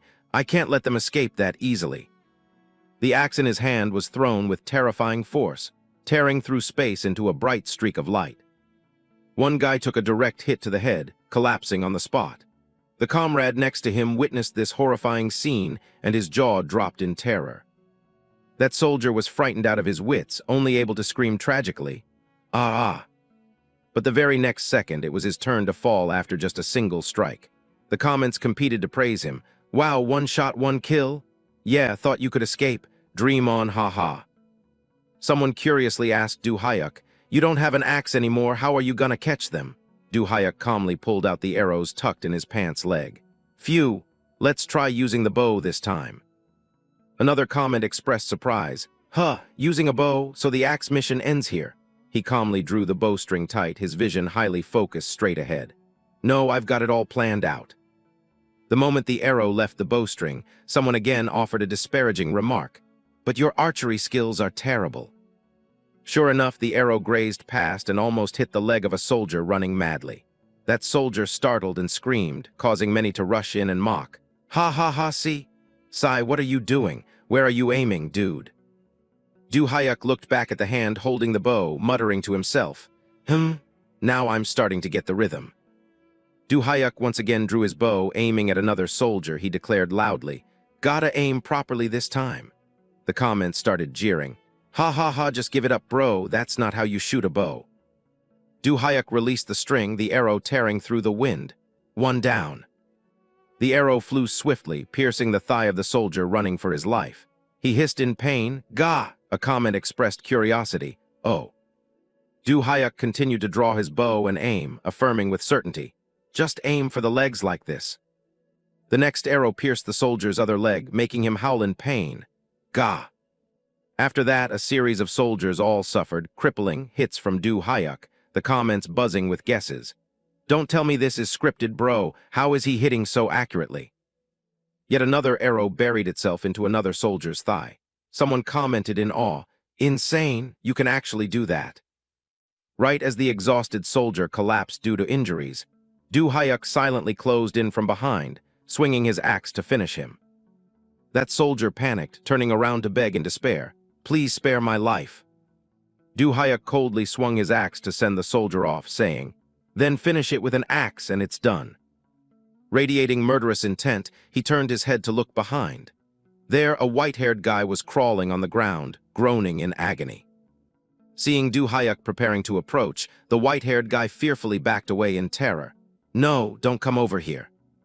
He screamed frantically in despair amidst the desolate battlefield. Ultimately, he still couldn't escape Du Hyuk's axe blade. Tragic screams echoed through the forest and mountains.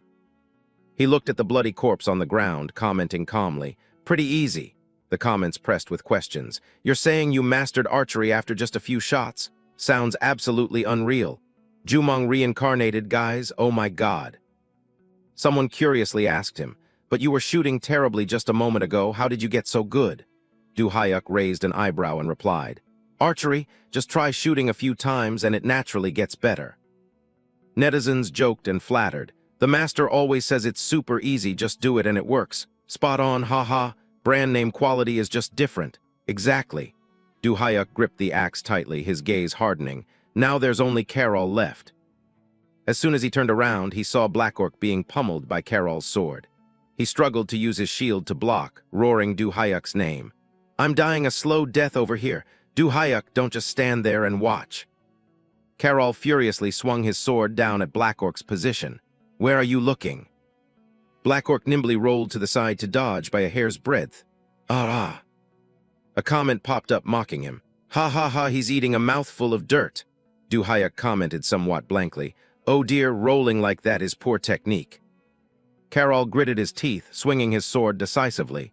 "You little rat." Black Orc miserably raised his shield to defend, yelling loudly, "Du Hyuk, I need your help right now." Du Hyuk snapped out of his thoughts. "Huh." Black Orc yelled in frustration, Are your ears clogged or what? Please save me." As soon as he finished speaking, Carol lunged like a wild beast, a thunderous strike shattering the shield he was holding to pieces. At the same time, the brutal slash also snapped Black Orc's sword in half. The veteran general let out a piercing scream, then brought his sword down with immense power. Stripped of all weapons, Black Orc had nothing left to shield himself. He screamed in terror. In the nick of time, Du Hayuk appeared right on cue, swinging his axe to cut between the two of them. Carol's eyes widened, mad with rage. "You!" Du Hayuk leaned slightly. He prepared to execute a finishing spin. The axe tore through the air, and Carol's head instantly separated from his neck. The system announced, "Ambush mission accomplished." Everyone was full of admiration. The Master Solo carried the whole thing. "I'm so shocked. Bro, let me go change my underwear." He looked at Black Orc kneeling on the ground in a pathetic state and asked, "Are you okay?" He struggled to let out a grunt. Black Orc wiped the blood from his chin, complaining to Du Hayuk, "You could have helped earlier." Du Hayuk smiled faintly and replied, Sorry, I didn't think you needed any help." Hearing that, he was stunned and confused. "Huh." He pouted and explained casually, "Usually people get mad if their prey gets stolen, right? Plus, it wasn't a crisis situation or anything." Black Orc got mad, almost crying, pointing his finger at Du Hayuk's face and scolding him endlessly. "If that wasn't a crisis situation, what is, dude?" he recounted innocently. "Well, at least an arm should be hanging off or guts spilling out." He practically wanted to chew Du Hayuk alive. "That's fatal right there," he stammered to argue back, "but at least one of the 12 internal organs should." He sulked resentfully. "If you didn't want to help, just say it straight."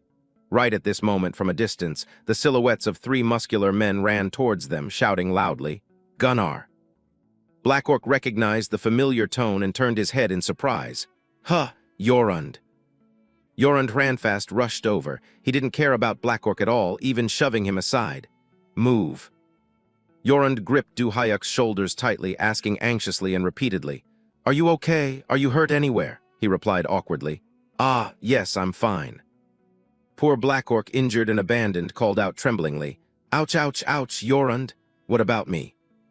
Before he could finish speaking, his subordinates running up accidentally kicked him away. They yelled worriedly, "Gunnar, Lord Yorund." Everyone gathered around Du Hayuk asking, "There are no enemies left in the area. Gunnar, are you all right?" Only Black Orc lay on the ground, hurt and crying. Cough, sniff, "Damn it, I'm quitting the game for today." He replied hesitantly, I'm fine, but Black Orc is. Huh. As soon as he turned to look, the person had disappeared. The system announced, "BLACKORC has logged out." Yorund laughed heartily. "Ignore that kid, I'm glad you're not hurt." The comments happily chimed in. "Haha, so pitiful af." Du Hayuk thought to himself, "The tutorial ends here, huh? I heard from this point on it's gonna be an open world." He asked himself, what should I do first? The system announced, User Eclipse has placed a 500,001 mission bounty. If you defeat Iron Fist Beowulf with your current gear, I'll add another 500. Time remaining, 11 hours, 59 minutes. Du Hayuk smiled eagerly, the comments teased. "Wow, 1,000,001 mission bounty. Already got a sugar daddy, damn." Du Hayuk made up his mind. "Oh, Beowulf. I don't know who that is, but for 1,000,001, I'll do my absolute best." Yorund worriedly tried to stop him. "Wait, are you planning to fight Beowulf? It's too much for you alone." He continued, "I have no choice, I will join you too." Du Hayuk was surprised with a huh. The system announced, "Recruit companion is now available." He asked, wondering, "But what's the benefit of recruiting a companion?" The comments immediately answered, "If you blow the horn, they'll appear to help you right away." Du Hayuk declared boldly, "I understand, then let's go together, Commander." Yorund Ranfast replied, "A wise decision." He ordered, "You prepare the horses." The subordinates answered, "Yes, Commander." On the way, both rode their horses side by side. Du Hayuk was a bit curious, "But who exactly is Beowulf?" he asked back. "Iron Fist Beowulf." Yorund's expression turned slightly serious. He answered heavily, "He was once a loyal Drengr serving the king, but when the king passed away, he lost his honor." He continued the story. "I heard he is hiding somewhere in West Sussex, specializing in attacking neighboring villages. Now he has lost himself, but Beowulf was once a renowned warrior under Ragnar. a great warrior seemingly blessed by Odin. Someone like you might be able to lead him back to Valhalla. The system announced the current objective, Warrior's Recognition 1-5, find Beowulf and gain the Warrior's Recognition. The comments jumped in surprise, perfect mission prediction, damn nice, perfect timing. After arriving, Jorund and Duhayak break their horses hard, he shouted loudly. Whoa, whoa, we're here, that is Beowulf's camp. They stood on the edge of the cliff looking down below. A sprawling, crude camp appeared. Human silhouettes could be clearly seen moving about through the smoldering lights. Jorund handed Duhayak a horn and instructed, I have a past relationship with Beowulf, so I will wait here. If you need my strength, blow this horn. He pulled the reins, galloping his horse forward. Understood, I'll go ahead then. Ha! A viewer's comment expressed worry. Hey, you can't just charge straight in like that, bro. There's a mountain of bandits in that camp. A gate guard quickly spotted Duhayak galloping towards them. Huh. He declared decisively, then I'll have to clear them all out to find Beowulf. Another comment wondered, can't the master just sneak in and take out Beowulf to finish the mission quickly? Two gate guards warily raised their spears, pointing them straight at Duhayak. Halt. He forcefully urged his horse to charge right through them. A brave Viking doesn't do sneak attacks. Soon the patrol guards inside the camp heard the commotion. Someone looked out suspiciously. Duhayak decisively rode his horse, kicking the gate open and storming into the camp. Ha! The soldiers hurriedly yelled the alarm. Enemy attack, enemies. He rode his horse at lightning speed, while continuously shooting arrows throughout the camp. The wind-tearing arrows pierced through the heads of the soldiers below, fresh blood splattering along with tragic screams. He also casually shot an arrow through the throat of another guy who was about to turn and run. All the soldiers charged together to surround and attack Duhayak. Kill him, stab him to death for me. Two soldiers simultaneously thrust their spears into the neck and belly of the horse he was riding, making it neigh painfully into the sky. Duhayak lightly vaulted high into the air, drawing his bow to aim straight at the heads of the soldiers below. Arrows flew out rapidly like a torrential downpour. Three guys took hits consecutively, coughing up blood and dying on the spot. He landed aggressively with great majesty, becoming the center of attention, forcing the surrounding soldiers to cautiously back away.